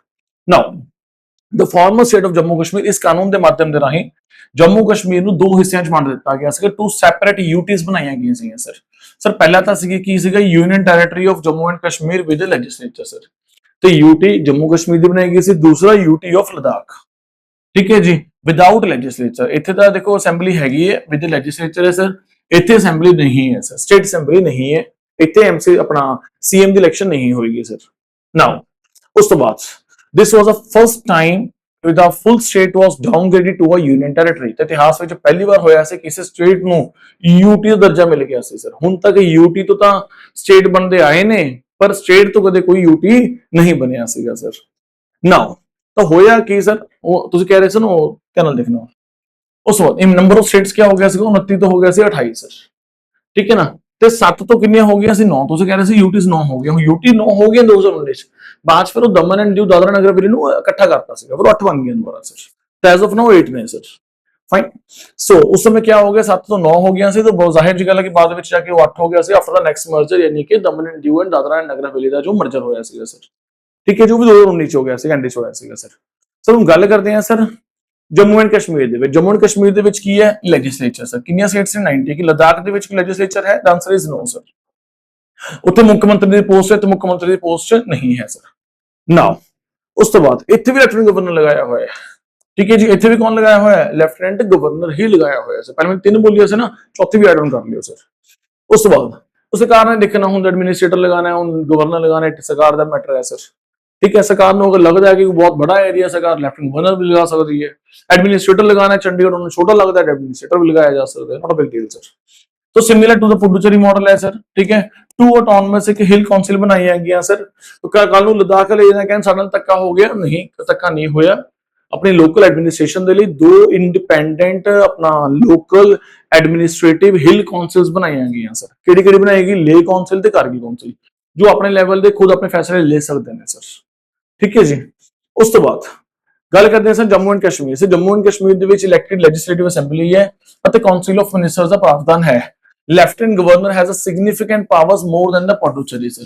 ਅਗਰ ਤੁਸੀਂ ਪੁਡੁਚੇਰੀ ਦੀ ਅਸੈਂਬਲੀ ਨਾਲ ਕੰਪੇਅਰ ਕਰੋਗੇ ਨਾ ਸਰ, ਇੱਥੇ ਦੇ ਜਿਹੜੇ ਗਵਰਨਰ ਨੇ ਨਾ ਆਪਣੇ, ਯਾਨੀ ਕਿ ਜੰਮੂ ਐਂਡ ਕਸ਼ਮੀਰ ਦੇ ਗਵਰਨਰ ਨੇ, ਉਹ ਲੈਫਟੀਨੈਂਟ ਗਵਰਨਰ ਨੇ, ਉਹਨਾਂ ਕੋਲ ਜ਼ਿਆਦਾ ਪਾਵਰ ਹੈ ਐਸ ਕੰਪੈਰੀਜ਼ਨ ਟੂ ਪੁਡੁਚੇਰੀ ਦੇ ਲੈਫਟੀਨੈਂਟ ਗਵਰਨਰ ਤੋਂ ਸਰ, ਠੀਕ ਹੈ ਜੀ। ਉਹ ਕਿੱਦਾਂ ਆਪਾਂ ਦੇਖਦੇ ਹਾਂ ਅੱਗੇ ਜਾ ਕੇ ਸਰ, ਉਹ ਪਾਵਰ ਕਿਉਂ ਹੈ, ਉਹ ਜ਼ਿਆਦਾ ਪਾਵਰ ਕਿਉਂ ਹੈ, ਉਹ ਮੈਂ ਤੁਹਾਨੂੰ ਅੱਗੇ ਜਾ ਕੇ ਦੱਸ ਦਾਂਗਾ ਡਿਫਰੈਂਸ ਦੇ ਵਿੱਚ, ठीक है जी। उस तो बाद so Ladakh is under the direct centre rule through the lieutenant governor. तो लद्दाख के डायरेक्ट कंट्रोल च है, केंद्र के रूल कंट्रोल च है through the lieutenant governor sir. It has two hill development councils Leh and Kargil with the limited local powers.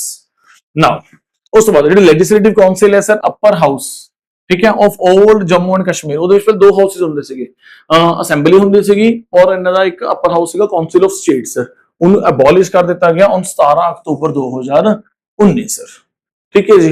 ਉਸ ਤੋਂ ਬਾਅਦ ਲਦਾਖ ਦੇ ਵਿੱਚ ਬੇਸਿਕਲੀ ਦੋ ਜ਼ਿਲ੍ਹੇ ਆਉਂਦੇ ਨੇ, ਲਦਾਖ ਦੇ ਵਿੱਚ ਇੱਕ ਲੇਹ ਜ਼ਿਲ੍ਹਾ ਆਉਂਦਾ, ਦੂਸਰਾ ਕਿਹੜਾ ਜ਼ਿਲ੍ਹਾ ਆਉਂਦਾ ਹੈ, ਕਾਰਗਿਲ ਜ਼ਿਲ੍ਹਾ ਆਉਂਦਾ ਸਰ, ਠੀਕ ਹੈ ਜੀ। ਸੋ ਗੱਲ ਕਰੀਏ ਸਰ ਜੋ ਕਹਿੰਦੇ ਪੁਡੁਚੇਰੀ ਐਂਡ ਜੰਮੂ ਕਸ਼ਮੀਰ ਦੇ ਫੰਕਸ਼ਨਸ ਕੀ ਫਰਕ ਹੈ ਸਰ, ਦੋਨਾਂ ਦੇ ਪਾਵਰਸ ਦੇ ਵਿੱਚ ਕੀ ਫਰਕ ਹੈ। ਬੇਸਿਕਲੀ ਜੰਮੂ ਐਂਡ ਕਸ਼ਮੀਰ ਦੇ ਵਿੱਚ ਲਾਅ ਐਂਡ ਆਰਡਰ ਦੀ ਬਹੁਤ ਤਕੜੀ ਸਮੱਸਿਆ ਹੈ ਸਰ, ਮਿਲੀਟੈਂਸੀ ਹੈ ਹਨਾ, ਟੈਰਰਿਜ਼ਮ ਬਹੁਤ ਜ਼ਿਆਦਾ ਹੈ ਸਰ।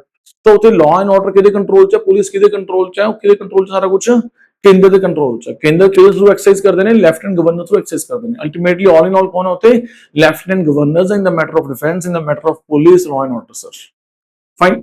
सो दोनों बहुत Puducherry and Jammu and Kashmir function करते हैं under article 239A of constitution sir. हम 239A ऑफ कॉन्स्टिट्यूशन क्या है सो, 239A पार्लियामेंट ਨੂੰ ਪਾਵਰ ਦਿੰਦਾ ਹੈ कि वो किसी यूटी दी काउंसिल क्रिएट कर सकते हैं। अगर लेजिस्लेटिव असेंबली का प्रावधान क्रिएट करना है फॉर द यूटी तो यूजिंग आर्टिकल नंबर 239 किया जा सकता है सर, ठीक है जी। तो जो आर्टिकल 239 दी वरतों करके दो पार्लियामेंट ने क्रिएट किया लेजिस्लेचर एंड और the council of ministers for the certain union territories, ठीक है। So both have an elected assembly plus chief minister plus council of minister sir, ठीक है जी। तो दोनों के कोल असेंबली भी है, मुख्यमंत्री भी है, मंत्रिमंडल भी है सर। दोनों के विच की है, एडमिनिस्ट्रेटर अल्टीमेटली कौन है, ऑल एंड ऑल कौन है, चलदा कौन है, शासक कौन है, इनका हेड ऑफ द यूटी कौन है, लेफ्टिनेंट गवर्नर सर, ठीक है जी। नाउ गल करिए लेजिस्लेटिव पार्टी दी सर कि पुडुचेरी सारियां state list concurrent list like normal list state दी ताही एक्सेप्शंस राही पावर लेजिस्लेट कर सकदी, कानून बना सकदी है, कोई दिक्कत नहीं, ओदी अपनी असेंबली है, वो बना सकदी है। दिल्ली दी अपनी है, दिल्ली नहीं बना सकदे, दिल्ली च बाद च गल करांगे, दिल्ली की गल नहीं करनी है जी सर। पुडुचेरी वाले स्टेट लिस्ट का प्रयोग कर सकते हैं, कंकरेंट लिस्ट का प्रयोग कर सकते हैं as like other state. Puducherry जितनी कोई समस्या ही नहीं है लॉ एंड ऑर्डर की सर, तो केंद्र बहुत इंटरफेयर नहीं करते, कहते तुम आप चलाओ स्टेट अपने, सॉरी यूटी अपनी आप चलाओ, अपनी जी स्टेट असेंबली आप चलाओ, सानू कोई दिक्कत नहीं है सर। पर गल करिए जम्मू कश्मीर की सर, जम्मू कश्मीर की कर सकती है सर, जम्मू कश्मीर करता सकती है स्टेट लिस्ट पर लेजिस्लेट कानून तो बना सकती है, एक्सेप्ट पब्लिक ऑर्डर के मुद्दे पर नहीं बना सकती एंड पुलिस, ठीक है जी, इन्हों पर नहीं बना सकते सर। पब्लिक ऑर्डर किहदे कंट्रोल च है, केंद्र दे थ्रू इट्स लेफ्टिनेंट गवर्नर, ठीक है जी। आहा law and order, public order, the police दोनों किहदे कंट्रोल च ने, लेफ्टिनेंट गवर्नर यानी कि केंद्र दे कोल सर, ठीक है जी। तो कंकरेंट लिस्ट ऊपर भी कर सकती है legislate, no doubt in that. तो कुल मिला के स्टेट लिस्ट दे एंट्रीज ऊपर कानून बना सकती है, उस कोई दिक्कत नहीं है सर, ठीक है। एक्सेप्ट ऑन टू मैटर्स किहदी गल कर रहे हैं सर असी, public order and police, public order and police sir, ये किहदे कंट्रोल च है, ये केंद्र दे कंट्रोल च है through it's lieutenant governor sir, ठीक है। यानी कि कौन पावरफुल होया कानून बनाते, अगर पॉइंट ऑफ व्यू देखिए तो पुडुचेरी ज्यादा पावरफुल है, सारे मैटर्स ऊपर बना सकती है, all the matters mention in the state list and the concurrent list sir, ठीक है जी। उस तो बाद सर गल करते हैं public order and police. Public order ऊपर कौन कानून बना सकता है सर, बना सकती है पुडुचेरी असेंबली, पर उत्थे सिर्फ और रिजर्व किधर रखा गया है कि जम्मू कश्मीर दे विच reserve for the government and lieutenant governor, ठीक है जी। उस तो बाद कौन पावरफुल होया पुडुचेरी, क्योंकि लॉ एंड ऑर्डर किहदे कोल हैगा, पुडुचेरी कोल हैगा।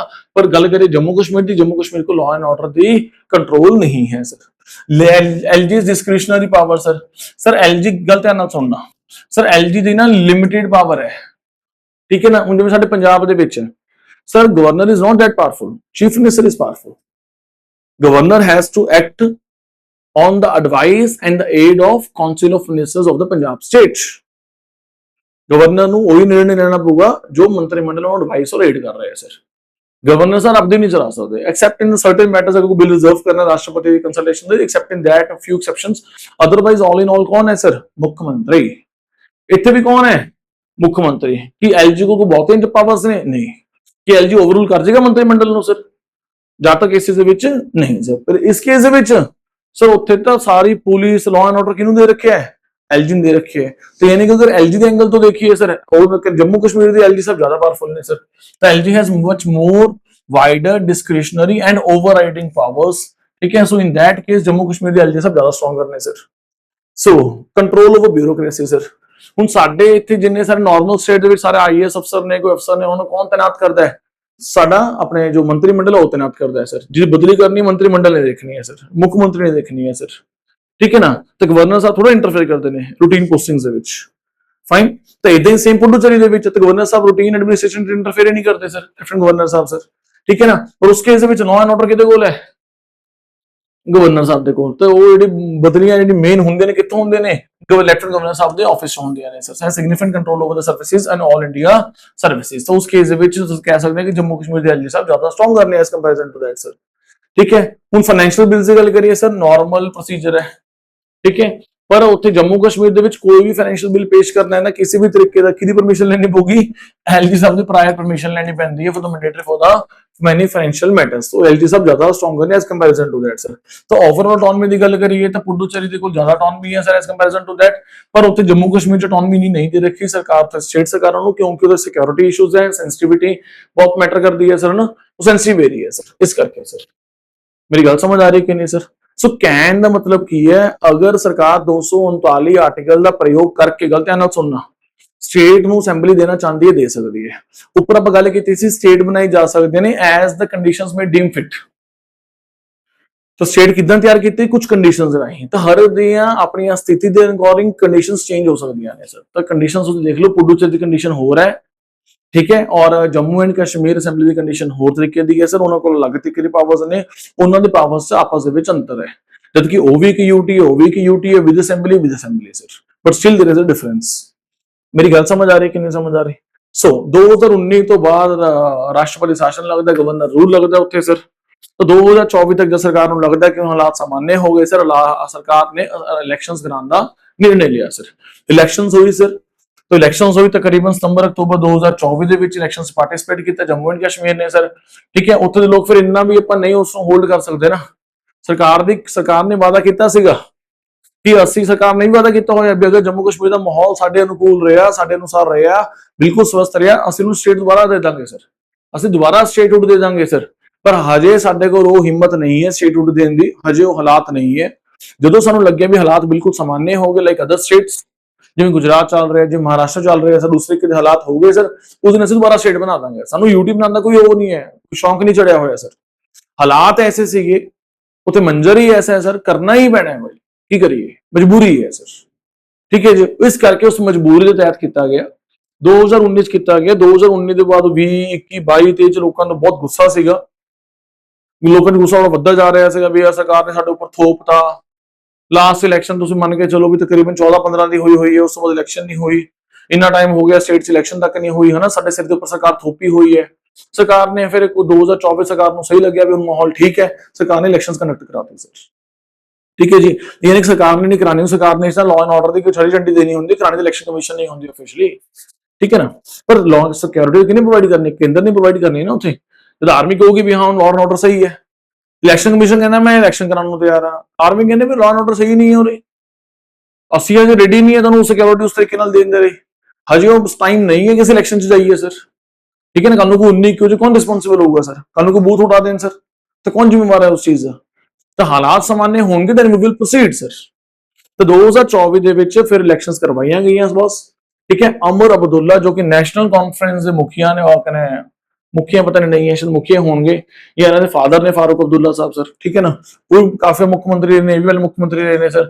ਤਾਂ ਇਹਨਾਂ ਦੀ ਆਪਣਾ ਜਿੱਤ ਗਏ ਸਰ ਇਹ ਇਲੈਕਸ਼ਨ ਸਰ। ਸੋ ਉਹਨਾਂ ਨੇ ਮੁੱਖ ਮੰਤਰੀ ਦੇ ਤੌਰ ਤੇ ਬਤੌਰ ਸ਼ਪਥ ਲਈ sir as a UT of Jammu and Kashmir ਅਕਤੂਬਰ 2024 ਸਰ।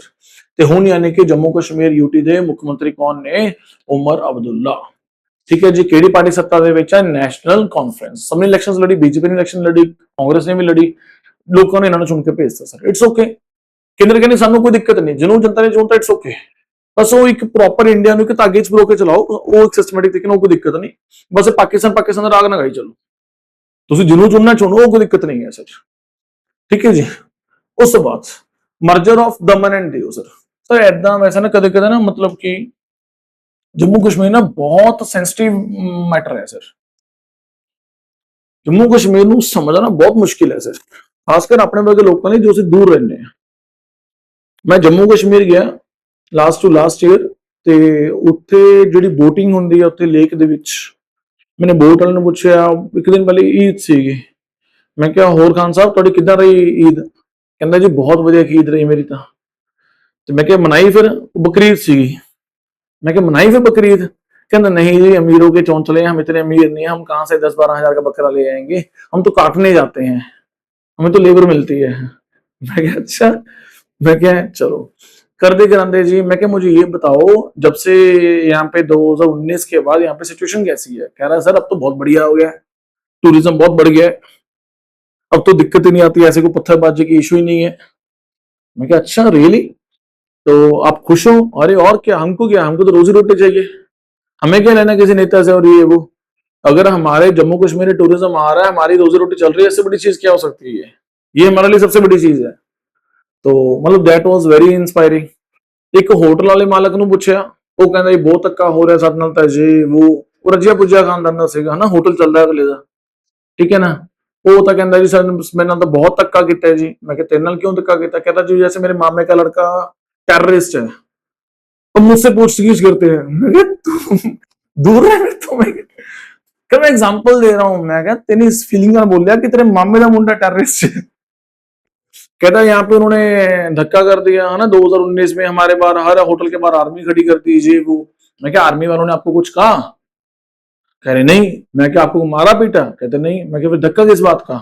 कह रहा बाहर खड़े हो गए। मैं क्या सरकार को खड़े करने दो, खड़े करने दो, क्या दिक्कत है? और उनको लॉ एंड ऑर्डर मेंटेन करना है, और आती है ऐसे जम्मू कश्मीर की सरकार क्या करे? सरकार को कौन सा शौक चढ़ा आपके बाहर आर्मी खड़ी करने का? Fine. So anyhow but it was a mixed review sir, ठीक है ना। But still we are no one to comment on Jammu Kashmir sir. So anyhow खैर आगे मूव करते हैं सर। So merger with Daman and Diu with Dadra and Nagar Haveli sir legislation sir. So Dadra and Nagar Haveli sir गल हो चुकी है 11.4.1 के बारे गल हो चुकी है जम्मू कश्मीर बारे सर, ठीक है जी। जम्मू कश्मीर की मैं तुहानू कंपैरिजन करके दिखाता कि कंपैरिजन करता पुडुचेरी दे नाल सर। ਉਸ ਤੋਂ ਬਾਅਦ ਸਰ ਗੱਲ ਕਰਦੇ ਹਾਂ 2019 ਦੇ ਵਿੱਚ, ਉਹ ਵੀ 2019 ਚ ਹੋਇਆ, ਵੀ 2019 ਦੇ ਵਿੱਚ ਹੋਇਆ, ਅਗਸਤ ਵਿੱਚ ਹੋਇਆ, ਇੱਕ ਦੋ ਹੋ ਰਿਹਾ ਨਵੰਬਰ ਦੇ ਵਿੱਚ। ਦੋ ਯੂਟੀਜ਼ ਨੂੰ ਮਰਜ ਕੀਤਾ ਗਿਆ, ठीक है। नाम की रखा गया Dadra and Nagar Haveli and Daman and Diu, इकट्ठा करता नाम सर, इतना बड़ा नाम करता sir. Dadra and Nagar Haveli and Daman and Diu, तीन एंड आ गए सर इको नाम दे विच। Fine. So merger of UTs act pass कराया गया सन 2019 ਦੇ ਵਿੱਚ। ਇਹਨਾਂ ਦਾ ਹੈੱਡਕੁਆਟਰ ਕਿੱਥੇ ਹੈ? ਯਾਨੀ ਕਿ ਜੋ ਪ੍ਰਸ਼ਾਸਨ ਦੇ ਆਫਿਸਿਸ ਨੇ, जो हेडक्वार्टर्स ने, जो सिविल सेक्रेटरीट है कितों रन करता है सर? कैपिटल कौन अल्टीमेटली सर? दमन, ठीक है जी। उस तो बाद सो बिल पारित करता गया बाय द राज्यसभा सर, दमन है, ठीक है जी। हेडक्वार्टर किथे है? दमन सर। उस तो बाद तो बिल पारित किया गया राज्यसभा द्वारा सर 3 दिसंबर 2019 ਨੂੰ सर। राष्ट्रपति साहब ਦੀ ਮੋਹਰ ਲੱਗੀ ਸਰ 9 ਦਿਸੰਬਰ 2019 ਨੂੰ ਸਰ। ਉਹ ਜਿਹੜਾ ਪਿਛਲਾ ਸੀਗਾ ਨਾ ਜੰਮੂ ਕਸ਼ਮੀਰ ਦਾ, ਠੀਕ ਹੈ, ਜੰਮੂ ਕਸ਼ਮੀਰ ਦਾ ਸੀਗਾ ਨਾ ਇਹ 31 ਅਕਤੂਬਰ ਨੂੰ ਨਾ ਪਟੇਲ ਸਾਹਿਬ ਦਾ ਆਈ ਥਿੰਕ ਬਰਥਡੇ ਹੁੰਦਾ, ਸ਼ਾਇਦ ਪਟੇਲ ਸਾਹਿਬ ਦਾ ਬਰਥਡੇ ਹੁੰਦਾ, ਤਾਂ ਹੀ ਉਹ ਡੇਟ ਰੱਖੀ ਗਈ ਸੀ ਵੀ ਲਓ ਜੀ ਪਟੇਲ ਸਾਹਿਬ ਤੁਹਾਨੂੰ ਸਾਨੂੰ ਇੱਕ ਤਰੀਕੇ ਦੀ ਸ਼ਰਧਾਂਜਲੀ ਦੇ ਦੇ, ਜੰਮੂ ਕਸ਼ਮੀਰ ਆਫੀਸ਼ੀਅਲੀ ਮਰਜ ਕਰਤਾ sir as a UT sir, ठीक है जी। वैसे भी ਤੁਹਾਨੂੰ ਪਤਾ ਆਪਾਂ ਪਿੱਛੇ ਇਤਿਹਾਸ ਪੜ੍ਹ ਕੇ ਆਏ ਆ ਇੱਕ ਤਰੀਕੇ ਦਾ ਹਨਾ, ਤੇ ਪਟੇਲ ਸਾਹਿਬ ਨੇ ਕਿੰਨਾ ਯੋਗਦਾਨ ਪਾਇਆ ਕਿੰਨੀਆਂ ਸਾਰੀਆਂ ਰਿਆਸਤਾਂ ਨੂੰ ਮਰਜ ਕਰਨ ਦੇ ਲਈ ਸਰ ਹਨਾ। Political science and constitutional background ਪੜਿਆ ਸੀਗਾ ਕਿ ਨਹੀਂ ਪੜਿਆ ਸੀਗਾ? ਤਾਂ ਪਟੇਲ ਸਾਹਿਬ ਦਾ ਕਿੰਨਾ ਬੜਾ ਯੋਗਦਾਨ ਸੀਗਾ ਸਰ, तो ਇਹ ਯੋਗਦਾਨ ਉਹਨਾਂ ਨੂੰ ਸਮਰਪਿਤ ਸੀਗਾ ਸਰ, ਇਸ ਲਈ 31 ਅਕਤੂਬਰ ਚੁਣਿਆ ਗਿਆ। ਦੇਖੋ ਛੋਟੀ ਛੋਟੀ ਚੀਜ਼ਾਂ ਵਿੱਚ ਵੀ ਬਹੁਤ ਗੱਲਾਂ ਲੁਕੀਆਂ ਹੁੰਦੀਆਂ ਨੇ, ਛੋਟੇ ਛੋਟੇ ਕੁਝ ਗੱਲਾਂ ਨਾਲ ਸੰਦੇਸ਼ ਦਿੱਤਾ ਜਾਂਦਾ ਹੈ ਸਰ। ਐਨੀਹਾਓ, ਸੋ 26 ਜਨਵਰੀ 2020 ਨੂੰ ਇਹ ਲਾਗੂ ਹੋਇਆ ਸਰ, ਰਿਪਬਲਿਕ ਡੇ ਵਾਲੇ ਦਿਨ ਸਰ। ਠੀਕ ਹੈ ਜੀ, ਯਾਨੀ ਕਿ ਦਾਦਰਾ ਨਗਰ ਹਵੇਲੀ ਐਂਡ ਦਮਨ ਐਂਡ ਦਿਊ ਦੋਨੋਂ ਯੂਟੀਜ਼ ਦਾ ਕੀ ਹੋ ਗਿਆ, ਮਰਜਰ ਹੋ ਗਿਆ ਸਰ। ਉਸ ਤੋਂ ਬਾਅਦ two separate UTs Dadra Nagar Haveli Daman and Diu were merged into the one UT sir, new name Dadra Nagar Haveli and Daman and Diu, headquarter कितने was दमन ਦੇ ਵਿੱਚ ਸਰ। ਸਰ ਮਰਜਰ ਕਿਉਂ ਕਰਾਇਆ ਗਿਆ ਸਰ? ਛੋਟੇ ਛੋਟੇ ਏਰੀਆ ਸੀਗੇ, ਅਲੱਗ-ਅਲੱਗ ਆਫਿਸਿਸ ਬਣੇ ਹੋਏ ਸੀਗੇ, ਅਲੱਗ-ਅਲੱਗ ਬਿਊਰੋਕਰੈਟਸ ਅਪਾਇੰਟ ਕੀਤੇ ਹੋਏ ਸੀਗੇ, ਡਬਲ ਆਈਐਸ ਆਫੀਸਰ ਅਪਾਇੰਟ ਕਰਨੇ ਪੈਂਦੇ ਸੀ, ਡਬਲ ਆਫਿਸਿਸ ਖੋਲਣੇ ਪੈਂਦੇ ਸੀ, ਖਰਚਾ ਬਹੁਤ ਪੈਂਦਾ ਸੀਗਾ ਸਰ। ਠੀਕ ਹੈ ਜੀ, ਤਾਂ ਇਹਨਾਂ ਵਾਈਬਲ ਨਹੀਂ ਸੀਗਾ ਕਿ ਇੰਨੀ ਐਡਮਿਨਿਸਟ੍ਰੇਟਿਵ ਕਾਸਟ ਨੂੰ ਡਬਲ ਕੀਤਾ ਜਾਵੇ, ਹੈ ਨਾ, ਇਸ ਲਈ ਨੂੰ ਡੁਪਲੀਕੇਸ਼ਨ ਕਾਸਟ ਹੋ ਰਹੀ ਸੀ, ਉਸ ਨੂੰ ਰਿਡਿਊਸ ਕਰਨ ਦੇ ਲਈ ਇਹ ਕੀਤਾ ਗਿਆ ਸਰ। ਐਂਡ ਵੈਸੇ ਵੀ ਸਮਾਲ ਸਾਈਜ਼ ਹੈ ਤੇ ਵਾਈਬਲ ਸੀਗਾ, ਠੀਕ ਹੈ, ਕਰ ਸਕਦੇ ਸੀ, ਚਲਾ ਸਕਦੇ ਸੀ, ਇੱਕ ਸੈਸ਼ਨ ਨਾਲ ਕੰਮ ਸਰ ਸਕਦਾ ਸੀ, ਨਾਟ ਅ ਬਿਗ ਡੀਲ ਸਰ। ਠੀਕ ਹੈ, ਸਰਕਾਰ ਨੂੰ ਲੱਗਿਆ ਤਾਂ ਇਸ ਲਈ ਉਹਨਾਂ ਨੇ ਦੇਖਿਆ ਵੀ ਜਿਹੜਾ ਵੱਖਰਾ ਸੈਪਰੇਟ ਐਡਮਿਨਿਸਟ੍ਰੇਸ਼ਨ ਹੈ, ਵੱਖਰੇ ਸ਼ਾਸਕ ਲਗਾਣੇ ਪੈ ਰਹੇ, ਉੱਥੇ ਐਡਮਿਨਿਸਟ੍ਰੇਟਰ ਵੱਖਰਾ ਲਗਾਇਆ, ਉੱਥੇ ਵੱਖਰਾ ਲਗਾਇਆ, तो सारे ऑफिस ਵੱਖਰੇ ਖੋਲੇ, ਸਾਰੇ ਆਫਿਸ ਵੱਖਰੇ ਖੋਲੇ ਹੋਏ ਨੇ, ਤਾਂ ਡੁਪਲੀਕੇਸ਼ਨ ਕਰਕੇ ਸਿੰਗਲ ਕਰਤਾ ਸਰ। ਏਰੀਆ ਛੋਟਾ ਸੀ, ਵਾਈਬਲ ਸੀਗਾ ਸਰ। ਉਸ ਤੋਂ ਬਾਅਦ ਨਾਓ ਹੁਣ ਕਿੰਨਾ ਹੋ ਗਿਆ, ਸਾਤਵਿਕ ਯੂਟਿਸ ਕਿੰਨੀਆਂ ਹੋ ਗਈਆਂ, 9 ਤੋਂ 8 ਹੋ ਗਈਆਂ ਸਰ। ਪਹਿਲੇ 7 ਸੀਗੀਆਂ, ਜੰਮੂ ਕਸ਼ਮੀਰ ਦਾ ਲਦਾਖ ਬਣਦੀ ਹੈ, 9 ਹੋ ਜਾਂਦੀਆਂ ਨੇ ਅਗਸਤ 19 ਦੇ ਵਿੱਚ, ਫਿਰ ਦਸੰਬਰ ਆਉਂਦੇ ਦੁਬਾਰਾ, ਜਨਵਰੀ ਆਉਂਦੇ ਕੀ ਹੋ ਜਾਂਦਾ ਹੈ, ਦੁਬਾਰਾ 8 ਹੋ ਜਾਂਦੀਆਂ ਨੇ ਸਰ।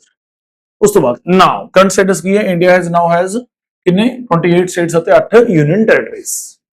ਉਸ ਤੋਂ ਬਾਅਦ ਨਾਓ ਹੁਣ ਕੀ ਹੋਇਆ ਸਰ? ਸਰ ਕੁਝ ਹੋਰ ਕਰਦੇ ਆ, ਸਟੇਟਸ ਦੇ ਐਡ ਆਨ ਹੋ ਰਹੇ, ਮਰਜਸ ਹੋ ਰਹੀਆਂ ਨੇ ਸਰ। ਇਹ ਟੌਪਿਕ ਅਧੂਰਾ ਅਗਰ ਅਸੀਂ ਗੱਲ ਨਹੀਂ ਕਰਾਂਗੇ 1956 ਦੇ ਰੀਆਰਗੇਨਾਈਜੇਸ਼ਨ ਐਕਟ ਦੀ ਸਰ। उस टाइम बहुत बवाल मचिया on the basis of languages on the states बनाई गई। पंडित नेहरू साहब नहीं फेवर च सीगे सर, कांग्रेस पार्टी नहीं फेवर च सीगी भी किसी धर्म जाति भाषा के आधार पर नवीं स्टेट्स बनन, पर प्रैशर इन्ना आ गया कि धर्म नहीं सॉरी अपना भाषा के आधार पर स्टेट्स बनानी पई सर, भाषा के आधार पर स्टेट्स बनानी पई सर। अगे जाके देखो तुसीं 1966 दे विच, ठीक है ना, ते अपना पंजाब अलग हो गया, हरियाणा अलग हो गया, ठीक है ना, कुछ हिस्सा कितने चला गया, जी ऑलरेडी एग्जिस्टिंग यूटी सी हिमाचल प्रदेश उदों भी चला गया सर। फाइन, सो तद भी देखो तुसीं Hindi speaking people Punjabi speaking people अलग अलग हो गए सर, तद भी लैंग्वेज आधार बने सर, तो हुण भी लैंग्वेज आधार बने सर।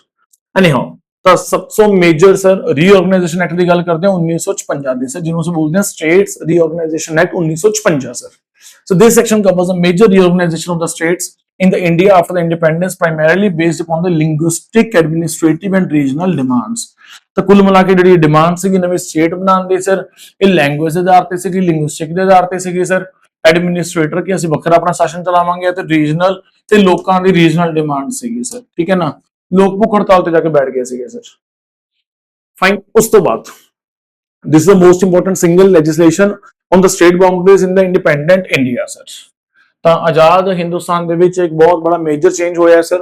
होया कि sir, so demand for the linguistic states grew strong after the independence. तो आजादी तो बाद भाषा के आधार पर स्टेट्स बनाने की जी डिमांड सी वो बहुत ज्यादा वधन फुलन लग गई, ठीक है जी, specially after the death of the, ठीक है जी, Potti Sri Ramulu fine in 1952 demanding the Andhra state. उस समय आंध्रा ना तमिल का हिस्सा सी, ये कहते सी तेलुगु स्पीकिंग पीपल के लिए वखरा एक आंध्रा स्टेट बनाई जाए सर, ठीक है जी। सो ਜਿਹੜੇ ਸਿਰਾ ਮੁੱਲੂ ਸਾਹਿਬ ਸੀ ਉਸ ਤੇ ਬੈਠ ਜਾਂਦੇ ਨੇ, ਭੁੱਖ ਹੜਤਾਲ ਤੇ ਬੈਠ ਜਾਂਦੇ ਨੇ, ਅਤੇ ਇਹਨਾਂ ਦੀ ਭੁੱਖ ਹੜਤਾਲ ਤੋਂ ਬਾਅਦ ਨਾ ਡੈਥ ਹੋ ਜਾਂਦੀ ਹੈ। आई थिंक 55 कुछ दिन रहे ने, एग्जैक्ट नहीं याद हैगा, हाँ जी, ਤੇ ਕੁਛ ਇਹ ਆਪਣਾ दिन हड़ताल ਤੇ ਬੈਠੇ ਇਹਨਾਂ ਦੀ ਡੈਥ ਹੋ ਜਾਂਦੀ ਹੈ। ਉਸ ਤੋਂ ਬਾਅਦ ਉੱਥੇ ਦੰਗੇ ਭੜਕ ਜਾਂਦੇ ਨੇ, ਬਹੁਤ ਮਾਹੌਲ ਖਰਾਬ ਹੋ ਜਾਂਦਾ ਹੈ, ਜਿਸ ਕਰਕੇ ਸਰਕਾਰ ਨੂੰ ਮਜਬੂਰੀ ਤੇ ਜਿਹੜੀਆਂ ਰੀਜਨਲ ਨੇ ਲੈਂਗੁਏਜ ਦੇ ਆਧਾਰ ਤੇ स्टेट्स क्रिएट करनी पैंदी है सर। फाइन, सो इन्हां दी डिमांड सीगी कि तेलुगु स्पीकिंग स्टेट अलग बनाई जाए सर। तो सरकार ने फिर की कीता कि देखो इस ते काम किया जा सकता कि नहीं किया जा सकता।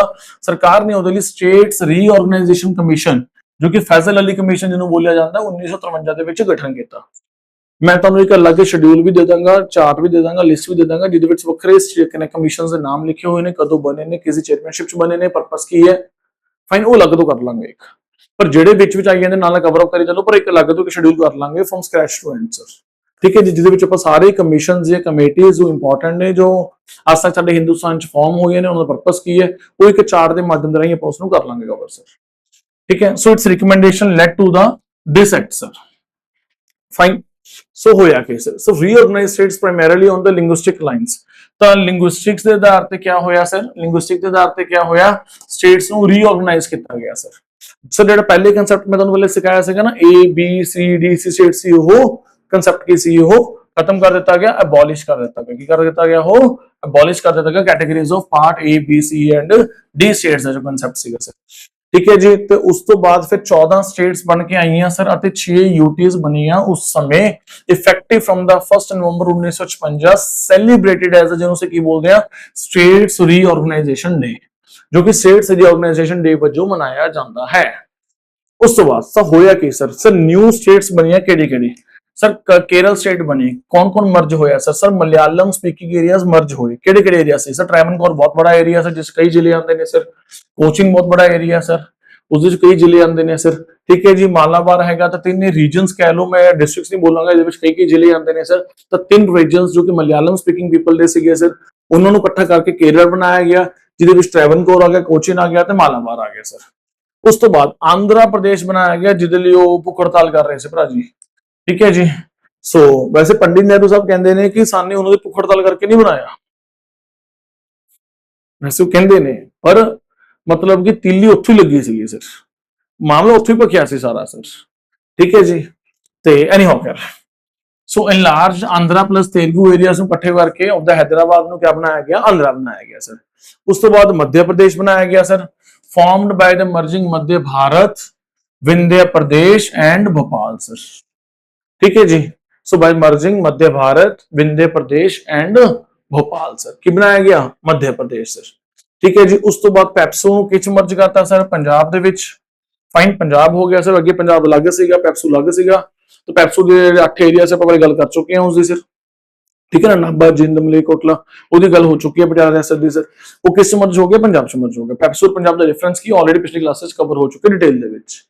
उस तो बाद सौराष्ट्र ते कच्छ दे एरिया ਨੂੰ किस मर्ज करता सर, बॉम्बे च मर्ज करता सर, सौराष्ट्र ते कच्छ दे एरिया ਨੂੰ सर। ਇਹ ਬਾਅਦ ਚ ਜਾ ਕੇ ਫਿਰ ਗੁਜਰਾਤ ਅੱਡ ਹੋ ਜਾਂਦਾ ਹੈ ਸਰ, ਬਾਅਦ ਚ ਜਾ ਕੇ 1960 ਦੇ ਵਿੱਚ ਕੀ ਹੋ ਜਾਂਦਾ ਹੈ, अब पूरी बॉम्बे स्टेट होंदी है, जिहदे विच एक एरिया बन जाता महाराष्ट्र, एक एरिया की बन जाता गुजरात 1960 विच जाके सर।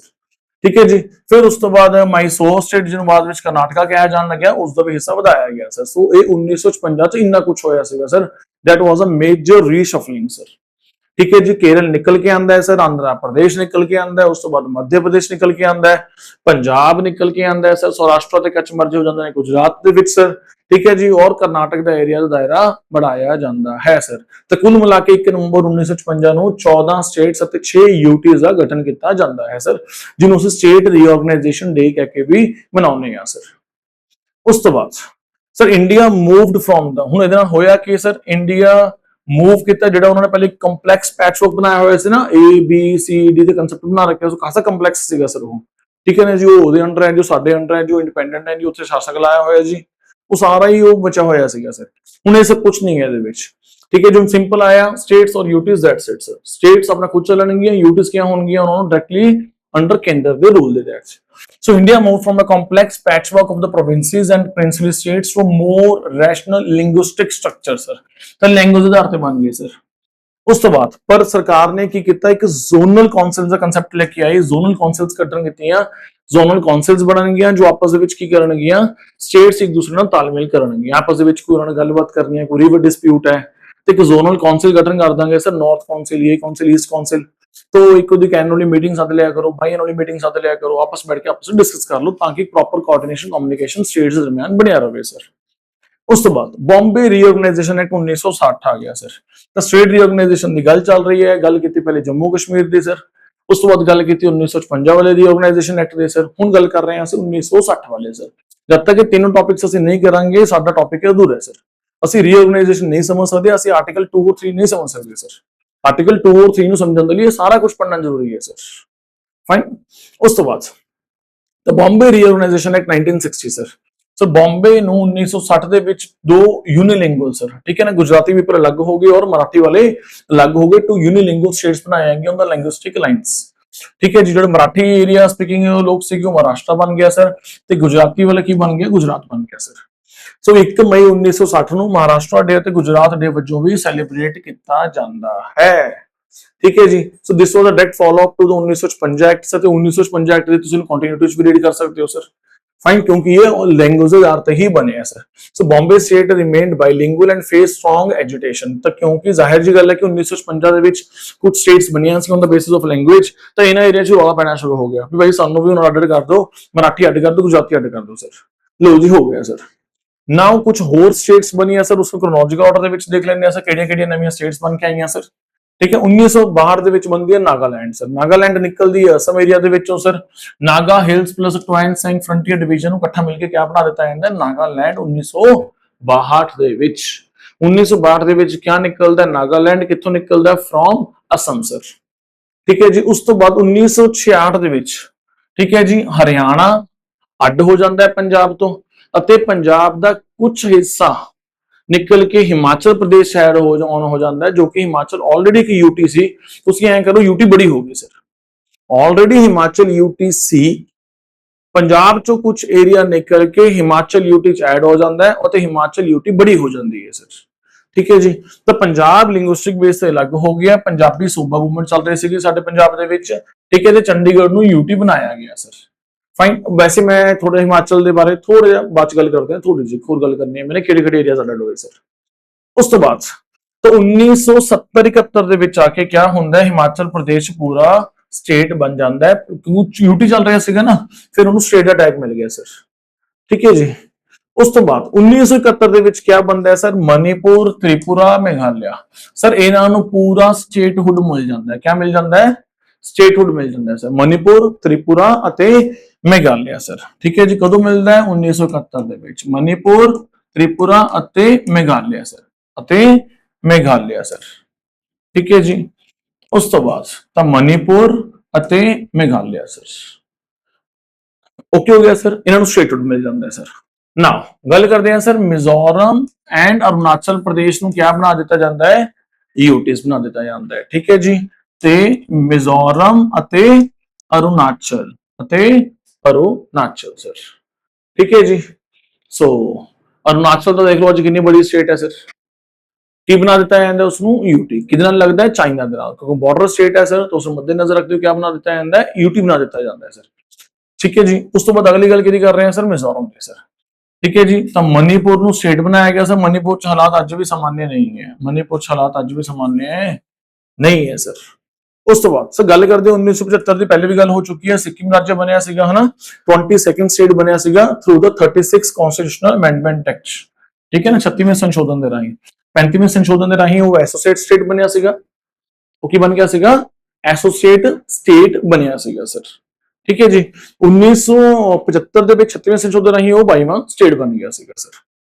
1987 ਦੇ ਵਿੱਚ अच्छा ਤੇ ਇਹ ਗੱਲ ਤੁਸੀਂ ਪੜ੍ਹ ਲਈ ਨਾ ਕਿ ਬਾਅਦ स्टेट्स बन गए ਸੀਗੇ कौन-कौन अरुणाचल ਅਤੇ मिजोरम, अरुणाचल ਅਤੇ मिजोरम ਬਾਅਦ ਕੀ ਬਣ ਗਏ ਸੀਗੇ स्टेट बन गए ਸੀ। ਕਦੋਂ ਬਣ ਗਏ ਸੀਗੇ 1987 ਦੇ ਵਿੱਚ। अरुणाचल ਕਦੋਂ स्टेट ਬਣਿਆ 1987 ਦੇ ਵਿੱਚ। मिजोरम ਕਦੋਂ स्टेट ਬਣਿਆ ਸਰ 1987 ਦੇ ਵਿੱਚ ਸਰ।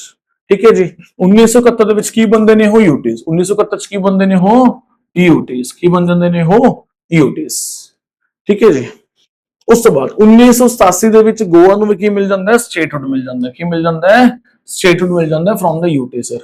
ठीक है जी। अरुणाचल ਤੇ ਤੁਹਾਨੂੰ ਆਲਰੇਡੀ ਦੱਸ ਚੁੱਕੇ ਮਿਜ਼ੋਰਮ ਵੀ ਕੀ ਬਣ ਜਾਂਦੇ ਨੇ ਸਟੇਟਸ ਬਣ ਜਾਂਦੇ ਨੇ ਸਰ। 2000 ਦੇ ਵਿੱਚ ਸਨ 2000 ਦੇ ਵਿੱਚ ਛੱਤੀਸਗੜ੍ਹ ਨਿਕਲਦਾ, ਕਿੱਥੋਂ ਨਿਕਲਦਾ ਮੈਂ ਤੁਹਾਨੂੰ ਕੀ ਬੋਲਿਆ ਸੀਗਾ ਮੱਧ ਪ੍ਰਦੇਸ਼। ਉੱਤਰਾਖੰਡ ਕਿੱਥੋਂ ਨਿਕਲਦਾ ਸਰ उत्तर प्रदेश तो सर।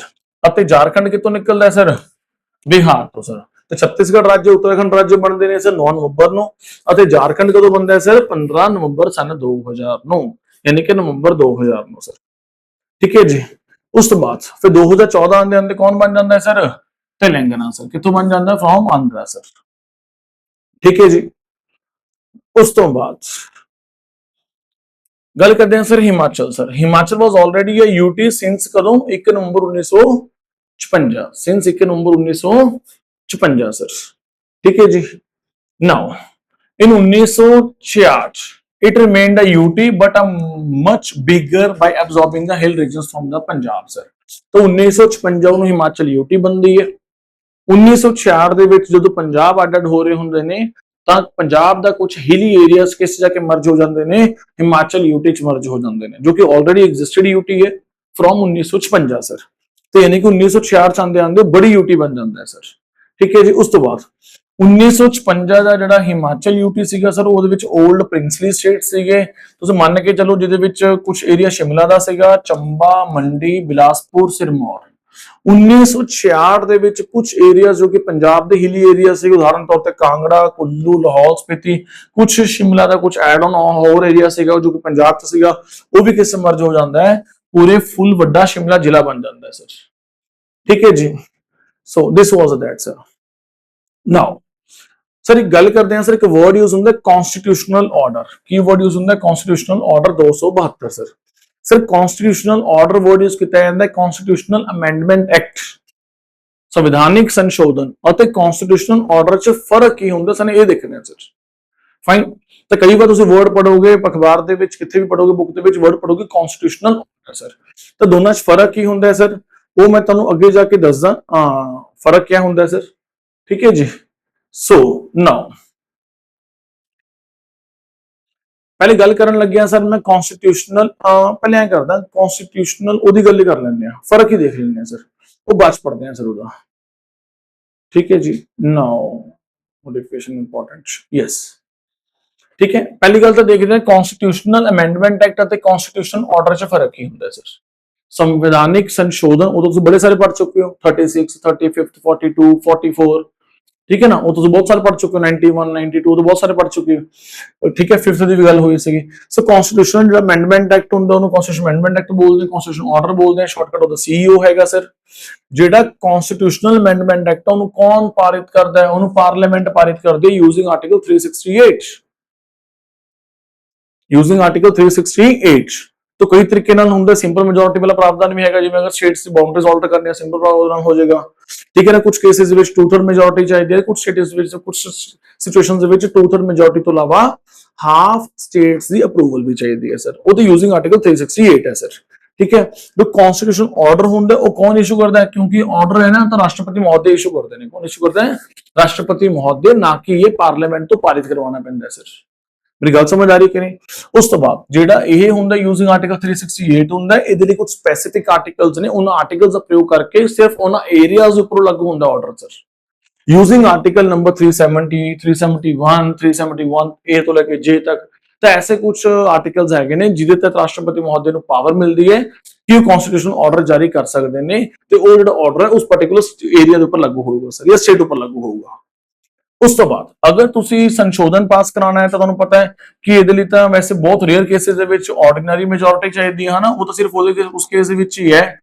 अगर अपन ने की कराना है लाइक स्टेट्स दी बाउंड्रीज ऑल्टर करनी है सर, अदरवाइज की चाहिदी हुंदी है, स्पेशल मेजोरिटी चाहिदी है, या फिर क्या चाहिदी हुंदी है, स्पेशल मेजोरिटी तो बाद 2/3 रेटिफिकेशन भी चाहिदी इन सम केसेस। इन सम केसेस दे विच मैं स्लैश पा के लिख देना special majority plus half of क्या चाहिए है, स्टेट्स अप्रूवल। की चाहिए, स्टेट्स अप्रूवल सर। ठीक हो गया जी। उस तो बाद की मेजोरिटी की लोड़ हैगी कॉन्स्टिट्यूशन ऑर्डर दे विच, पार्लियामेंट तो पारित ही नहीं कराना, राष्ट्रपति महोदय ने ऑर्डर जारी करना है सर, तो गल ही नहीं होंदी sir. Simple majority special majority की गल करने लोड़ ही नहीं है सर, तो राष्ट्रपति महोदय के ऑर्डर चाहिए ने सर। उस तो बाद की अप्रूवल रिक्वायर्ड है पार्लियामेंट तो, यस अप्रूवल रिक्वायर्ड है, उत्ते अप्रूवल रिक्वायर्ड नहीं है, नीडेड इन सम कुछ केसेस हो सकते रेयर केसेस दे विच सर। अगर तुसी संविधान दे विच कुछ चेंज करता ना तो परमानेंट चेंज है, संविधान चेंज हो गया तुहाडा, आज तो बाद उस चेंज नूं लेके संविधान पढ़ियो, पुराने वाली कॉपी ना पढ़न लग जियो, अपडेटेड कॉपी रीड करनी है, वो अमेंडमेंट उससे मर्ज होगी। मेरी बात समझ आ रही कि नहीं। सो परमानेंट चेंज मनाया जाता है संविधान का सर, टेंपरेरी प्रावधान हैगा, स्पेसिफिक एप्लीकेशन है to that particular specific area sir of the state sir, applies to the entire India के ऊपर लागू होता है, ये सिर्फ और सिर्फ कुछ स्टेट से यूटी से लागू होता है sir.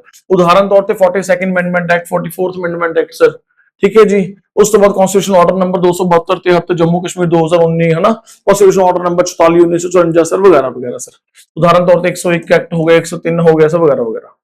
Effect of constitution sir, sir जो संविधान का टैक्सट है ना अमेंड हो जाता है सर, ये कोई जो संविधान का लिखा हुआ टैक्सट है ना, ये कोई अमेंड नहीं होता सर, ये बस विद सम मॉडिफिकेशंस उस एरिया के ऊपर लागू हो जाता है, ये विद सम मॉडिफिकेशन उस पर्टिकुलर एरिया के ऊपर की हो जाता है, लागू हो जाता है sir.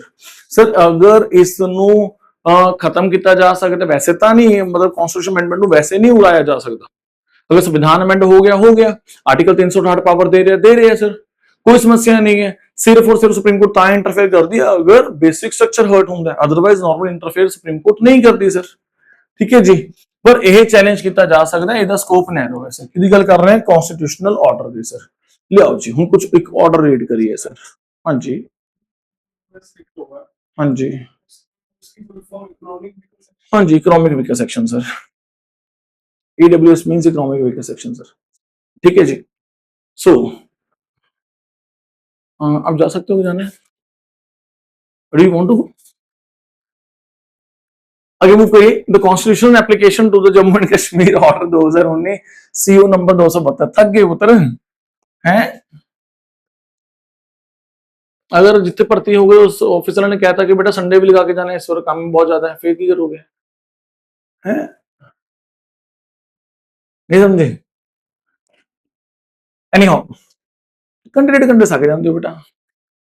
Anyhow, this is a key presidential order that paved the way for the more abrogation of the Article 370 5 अगस्त 2019। ਤਾਂ ਜਿਹੜਾ ਆਰਟੀਕਲ 370 ਖਤਮ ਕੀਤਾ ਗਿਆ, ਐਬਰੋਗੇਟ ਕੀਤਾ ਗਿਆ, ਤਾਂ ਉਹਦੇ ਵਿੱਚ ਇਹਦਾ ਰੋਲ ਸੀਗਾ, ਕਿਹਦਾ ਰੋਲ ਸੀਗਾ? ਕਨਸਟੀਟਿਊਸ਼ਨਲ ਆਰਡਰ ਨੰਬਰ ਸੀਗਾ 272, ਪੂਰਾ ਨਾਮ ਹੈਗਾ constitutional application to Jammu and Kashmir order 2019 sir. ਇੱਕ ਇਹਦਾ ਵੀ ਰੋਲ ਸੀਗਾ ਸਰ, ਜੋ ਆਰਟੀਕਲ 370 ਹਿਲਾਇਆ ਗਿਆ ਸਰ। ਠੀਕ ਹੈ ਜੀ, 5 ਅਗਸਤ 2019 ਨੂੰ ਸਰ। तो ਇਹਦਾ ओरिजिनल नाम मैं दस चुके हैं सर। किने इशू किया ਸੀਗਾ उस समय? रामनाथ कोविंद साहब जो उप राष्ट्रपति से राष्ट्रपति सीगे उस समय सर, नॉट उप राष्ट्रपति, राष्ट्रपति सर। ठीक है, प्रेसिडेंट ऑफ इंडिया सर जो उस समय सीगे sir. Under clause 1 of the article 370 issue किया गया सीगा, इशू किया गया सीगा 5 अगस्त ਨੂੰ सर, जो लागू हो गया सीगा immediately for the same day sir. Now supersede किया सीगा ਉਹਨੇ ਇੱਕ ਪੁਰਾਣੇ ਵਾਲਾ ਆਰਡਰ ਸੀਗਾ। मैं ਤੁਹਾਨੂੰ ਕਿਹਾ ਨਾ, जो ਪੁਰਾਣੇ ਵਾਲਾ ਆਰਡਰ ਹੁੰਦਾ ਟੈਂਪਰੇਰੀ ਹੁੰਦੇ, ਲਓ ਜੋ ਚੱਕਦਾ ਆਰਡਰ ਪੁਰਾਣਾ। फाइन, एक पार्लियामेंट तो पास कराना है, 2/3 अप्रूवल चाहिए है सर। पहले ऑर्डर जारी किया सर राष्ट्रपति महोदय ने सर, उस समय उस हालात के अनुसार इशू किया गया सीगा। जम्मू कश्मीर ਨੂੰ थोड़ा जा लाइक इनकॉर्पोरेट करने के लिए उस समय हालात ऐसे सीगे सर। हुण हालात बदले 2019 ਚ, ਤਾਂ ਨਵਾਂ ਆਰਡਰ ਇਸ਼ੂ ਹੋ ਗਿਆ, ਪੁਰਾਣਾ ਆਰਡਰ ਕੈਂਸਲ ਕਰਤਾ sir. Fine, so which had introduce जो आर्टिकल ਜਿਹੜਾ 35E ਆਇਆ ਸੀਗਾ, and limited application of the Indian constitution sir. तो मैं तो पहले भी गल दस के हटिया कि जो भारतीय संविधान से वो पूरी तरीके से जम्मू कश्मीर से एप्लीकेबल नहीं सीगा सर। ठीक है ना, because of article number 35A, because of this order number 1954 वाला ऑर्डर सर। ठीक है, तो नवा ऑर्डर जारी करके पुराने वाला उड़ा दिता गया सर। नाउ होया केस है, the order stated that the concurrence of the government of the state of Jammu Kashmir sir. Now तो कुल मिला के वर्ड यूज किया गया कॉन्करेंस ऑफ जम्मू कश्मीर। ठीक है ना, सो since Jammu Kashmir was under the present rules, this concurrence was given by the governor। तो मैं पहले दस के हटिया, अगर कोई भारत ने जम्मू कश्मीर के ऊपर कोई कानून लागू करना होता सीगा, रेस्ट ऑफ इंडिया ने Jammu Kashmir is an integral part of India sir, no doubt in that sir. ठीक है ना, अगर भारतीय पार्लियामेंट ने जम्मू कश्मीर की विधानसभा तो फिर परमिशन लेनी पैंती सी जम्मू कश्मीर एरिया ऊपर अगर कोई कानून लागू करता है, पर उत्थे राष्ट्रपति शासन लगे हुए, मैं कहानी पहले सुना के हटिया सर। फिर जाहिर जी गल है कि ਉੱਥੇ ਤੇ ਗਵਰਨਰ ਹੀ ਕੀ ਨੇ ਇਸ ਸਮੇਂ ਸ਼ਾਸਨ ਦੇ ਵਿੱਚ ਨੇ ਸਰ, ਤੇ ਗਵਰਨਰ ਸਾਹਿਬ ਨੇ ਅਪਰੂਵਲ ਦਿੱਤੀ ਸਰ। तो ਉਰੋਂ ਰਾਸ਼ਟਰਪਤੀ ਮਹੋਦय ਨੇ ਆਰਡਰ ਜਾਰੀ ਕੀਤਾ ਅਤੇ ਗਵਰਨਰ ਸਾਹਿਬ ਦੀ ਅਪਰੂਵਲ ਮਿਲ ਗਈ ਸਰ। ਤੇ ਯਾਨੀ ਕਿ ਲੈਜਿਸਲੇਟਿਵ ਅਸੈਂਬਲੀ ਉਹਨਾਂ ਦੀ ਹੈ ਨਹੀਂ, ਗਵਰਨਰ ਰੂਲ ਲੱਗਿਆ ਹੋਇਆ ਹੈ ਸਰ, ਬਹੁਮਤ ਕਿਸੇ ਕੋਲ ਹੈ ਨਹੀਂਗਾ ਸਰ। ਤੇ ਯਾਨੀ ਕਿ it was a wonderful chance. ਤੇ ਯਾਨੀ ਕਿ ਬੀਜੇਪੀ ਵੇਟ ਕਰ ਰਹੇ ਸੀ ਕਦੋਂ 6 ਮਹੀਨੇ ਪੂਰੇ ਹੋਣਗੇ। ਠੀਕ ਹੈ ਨਾ, ਲਓ ਜੀ ਗਵਰਨਰ ਰੂਲ ਲੱਗਿਆ ਹੁਣ ਸਾਡਾ। ਹੁਣ ਦੱਸ ਕਹਿੰਦਾ ਲੈਜਿਸਲੇਟਿਵ ਅਸੈਂਬਲੀ ਭੰਗ ਹੋ ਗਈ ਸਰ। फाइन, तो ਅਸੀਂ ਉਹ ਆਰਡਰ ਜਾਰੀ ਕਰਾਂਗੇ, ਉੱਥੇ ਪ੍ਰੂਵ ਕਰਾਵਾਂਗੇ ਸਰ। ਸੋ ਵਾਟ ਆ ਸਟ੍ਰੈਟੇਜਿਕ ਮੂਵ ਆ ਬੀਜੇਪੀ ਸਰ। ठीक है जी, so since the Jammu Kashmir was under the present rule, this concurrence, this concurrence कह लो, approval कह लो sir, was given by the governor sir। तो क्योंकि जम्मू कश्मीर की जो सभा सीगी सर, वो तो सीगी नहीं सर, तो गवर्नर उत्थे दे शासक सीगे, शासन वो चला रहे सीगे, तो उन्होंने अप्रूवल मिल गई सर।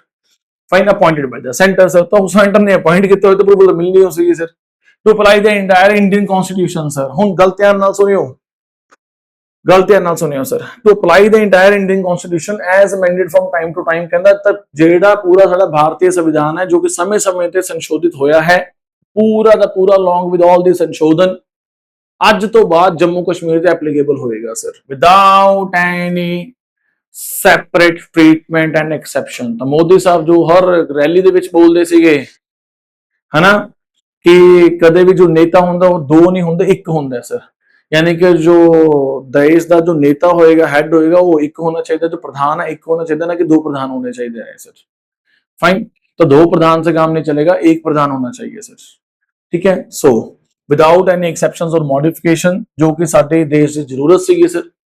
ਅਸੀਂ ਕੋਈ ਮੋਦੀ ਸਾਹਿਬ ਨੂੰ ਬੜਾ ਨਹੀਂ ਕਹਿ ਰਹੇ, ਠੀਕ ਹੈ ਨਾ। ਮੋਦੀ ਸਾਹਿਬ ਤਾਂ ਇੰਡੀਵਿਜੂਅਲ ਨੇ, ਇੰਡੀਵਿਜੂਅਲ ਤਾਂ ਆਉਂਦੇ ਨੇ ਚਲੇ ਜਾਂਦੇ ਨੇ ਸਰ। ਗੱਲ ਸਿਸਟਮ ਕ੍ਰੀਏਟ ਕਰਨ ਦੀ ਹੈ ਸਰ। ਕੱਲ ਨੂੰ ਕੋਈ ਹੋਰ ਪ੍ਰਧਾਨ ਮੰਤਰੀ ਆ ਜਾਏਗਾ ਸਰ, ਤਾਂ ਗੱਲ ਕੋਈ ਮੋਦੀ ਸਾਹਿਬ ਦੇ ਸਪੈਸੀਫਿਕ ਕੇਸ ਨਹੀਂ ਹੋ ਰਹੀ ਸਰ।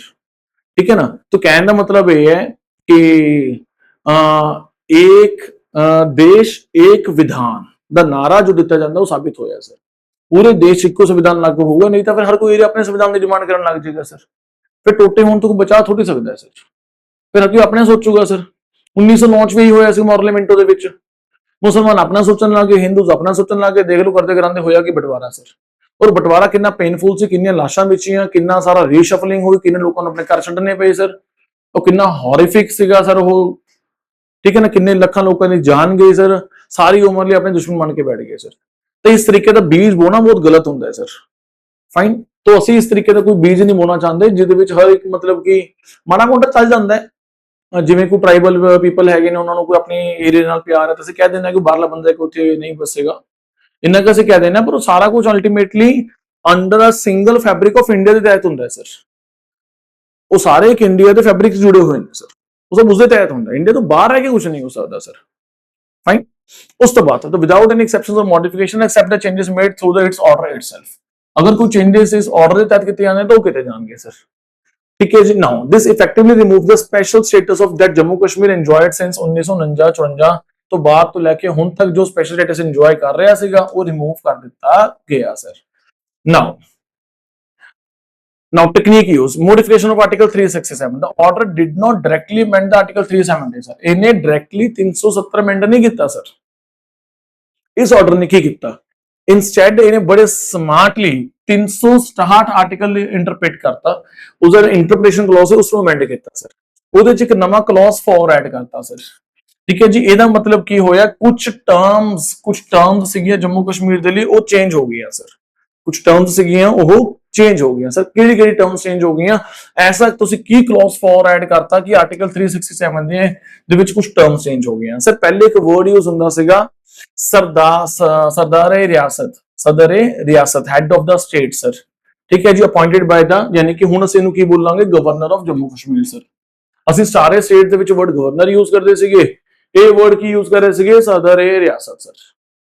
फाइन, यानी कि head of the state elected by the Jammu Kashmir assembly sir. हुण ਅਸੀਂ वर्ड की यूज करांगे governor of Jammu Kashmir sir.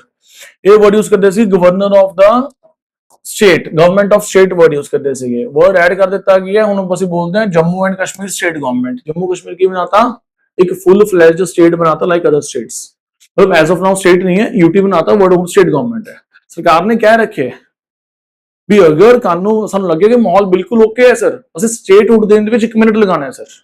ਸਾਨੂੰ ਕੋਈ ਸ਼ੌਂਕ ਨਹੀਂ ਐਦਾ ਯੂਟੀ ਬਣਾਉਣ ਦਾ ਸਰ, ਹਾਲਾਤ ਐਸੇ ਨੇ ਤਾਂ ਮਜਬੂਰੀ ਨਾਲ ਬਣਾਉਣਾ ਪਿਆ ਸਾਨੂੰ ਸਰ। ਉਸ ਤੋਂ ਬਾਅਦ governor acting on the advice, ਹੁਣ ਵਰਡ ਕੀ ਯੂਜ਼ ਕਰਾਂਗੇ, governor acting on the aid and advice of the council of ministers. ਠੀਕ ਹੈ ਜੀ।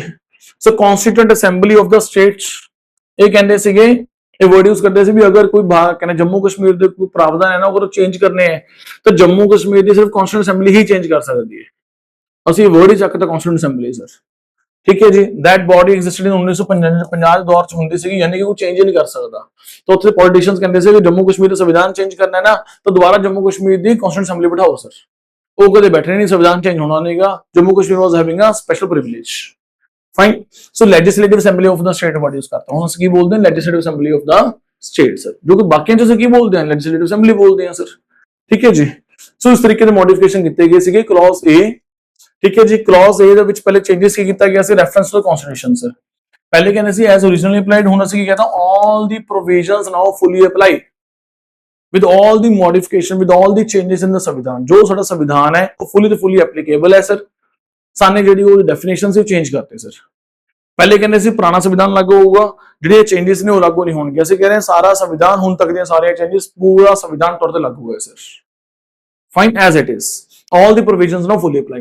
तो clause A, clause B, clause C, clause D add किया गया। ठीक है जी। सदर रियासत ਨੂੰ वर्ड चेंज ਕੀਤਾ ਗਿਆ गवर्नर गवर्नमेंट ऑफ स्टेट ਨੂੰ Jammu and Kashmir state government बोलिया गया सर। ठीक है जी, कॉन्स्टिट्यूएंट असेंबली ਦਾ ਜਿਹੜਾ concept ਸੀਗਾ ਉਹ ਖਤਮ ਕੀਤਾ ਗਿਆ ਸਰ।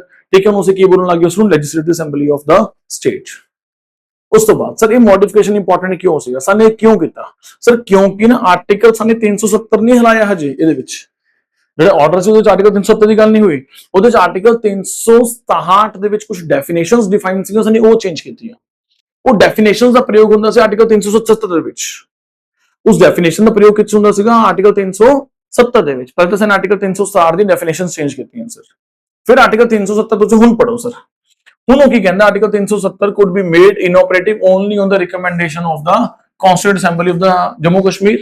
ਆਰਟੀਕਲ 370 ਕੀ ਕਹਿੰਦਾ ਸੀਗਾ ਵੀ ਸਿਰਫ ਔਰ ਸਿਰਫ ਕੀ ਉਹ ਕਹਿੰਦਾ ਮੈਂ ਆਪਣਾ article 370 could be made inoperative, ਉਹ ਸਿਰਫ ਇਨੋਪਰੇਟਿਵ ਕੀਤਾ ਜਾ ਸਕਦਾ ਹੈ, ਲਾਗੂ ਨਹੀਂ ਹੋਊਗਾ 370 ਓਨਲੀ ਅਗਰ ਜੰਮੂ ਕਸ਼ਮੀਰ ਦੀ ਕੌਂਸਟੀਟਿਊਂਟ ਅਸੈਂਬਲੀ ਕਵੇ।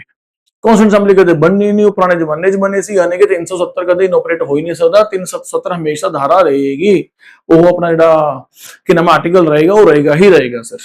ਧਾਰਾ ਨਹੀਂ ਬੋਲਦੇ ਆਰਟੀਕਲ ਨੂੰ, ਕਿਆ ਬੋਲਦੇ ਆ, ਕਿਆ ਬੋਲਦੇ ਆ ਆਰਟੀਕਲ ਨੂੰ, अनुच्छेद की बोलते हैं अनुच्छेद। तो अनुच्छेद 370 रहेगा ही रहेगा सर। तो 370 कहता है कॉन्स्टिट्यूएंट असेंबली चाहिए कश्मीर दी, ठीक है जी। अगर 370 हटाना है सर, कॉन्स्टिट्यूएंट असेंबली चाहिए। नाउ कॉन्स्टिट्यूएंट असेंबली दा वर्ड साने चेंज कर, कॉन्स्टिट्यूएंट असेंबली कितने डिफाइन सी 367 दे विच, हुन साने कट के की करता लेजिस्लेटिव असेंबली। लेजिस्लेटिव असेंबली तो कोई है नहीं, कौन सी गवर्नर, उन्होंने पास किया, गवर्नर ने साइन करते। मेरी गल समझ आ रही कि नहीं। Now, by changing the Constituent Assembly to the Legislative Assembly, the President removed the first permanent lock।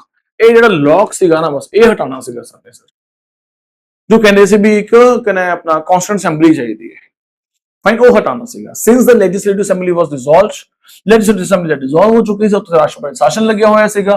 The Governor ਜੋ ਕਿ ਸੈਂਟਰ ਦਾ ਅਪਾਇੰਟਡ ਸੀਗਾ, ਉਸ ਨੂੰ ਜੋ ਰਿਕਮੈਂਡੇਸ਼ਨ ਕੇਂਦਰ ਸਰਕਾਰ ਨੇ ਕਰਨ ਨੂੰ ਕਿਹਾ ਫਰਾਡ ਕਰਤੀਆਂ ਸਰ, ਫਾਈਨ। ਸੋ ਸਰਕਾਰ ਚਲਾ ਰਿਹਾ ਸੀਗਾ ਉਸ ਸਮੇਂ ਸਰ।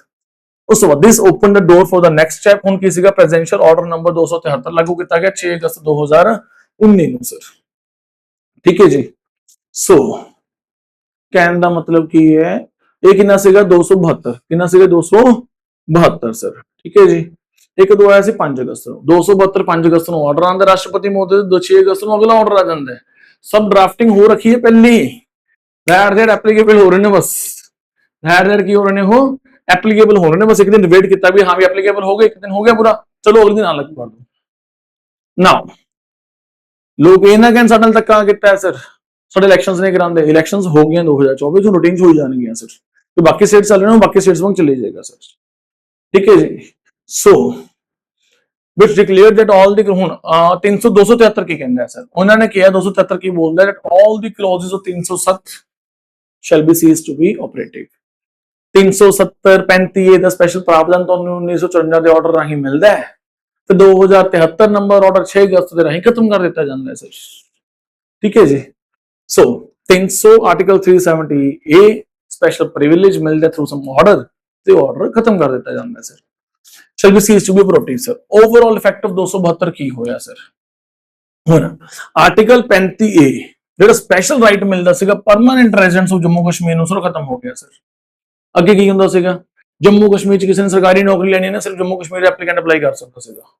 ਅਗਰ ਪੂਰੇ ਇੰਡੀਆ ਚ ਅਪਲਾਈ ਕਰਨਾ ਹੈ, ਠੀਕ ਹੈ ਜੀ, ਪੰਜਾਬ ਚ ਅਪਲਾਈ ਕਰਨਾ ਹੈ, ਜੰਮੂ ਕਸ਼ਮੀਰ ਦਾ ਰੈਜ਼ੀਡੈਂਟ ਪੰਜਾਬ ਚ ਅਪਲਾਈ ਕਰ ਸਕਦਾ ਹੈ, ਕੇਂਦਰ ਦੀ ਨੌਕਰੀ ਅਪਲਾਈ ਕਰ ਸਕਦਾ ਹੈ, ਪਰ ਹੋਰ ਕਿਸੇ ਮਤਲਬ ਸਟੇਟ ਦਾ ਬੰਦਾ ਜੰਮੂ ਕਸ਼ਮੀਰ ਚ ਅਪਲਾਈ ਨਹੀਂ ਕਰ ਸਕਦਾ ਸੀ। ਇਹ ਪ੍ਰੋਬਲਮ ਖਤਮ ਸਰ, ਫਾਈਨ।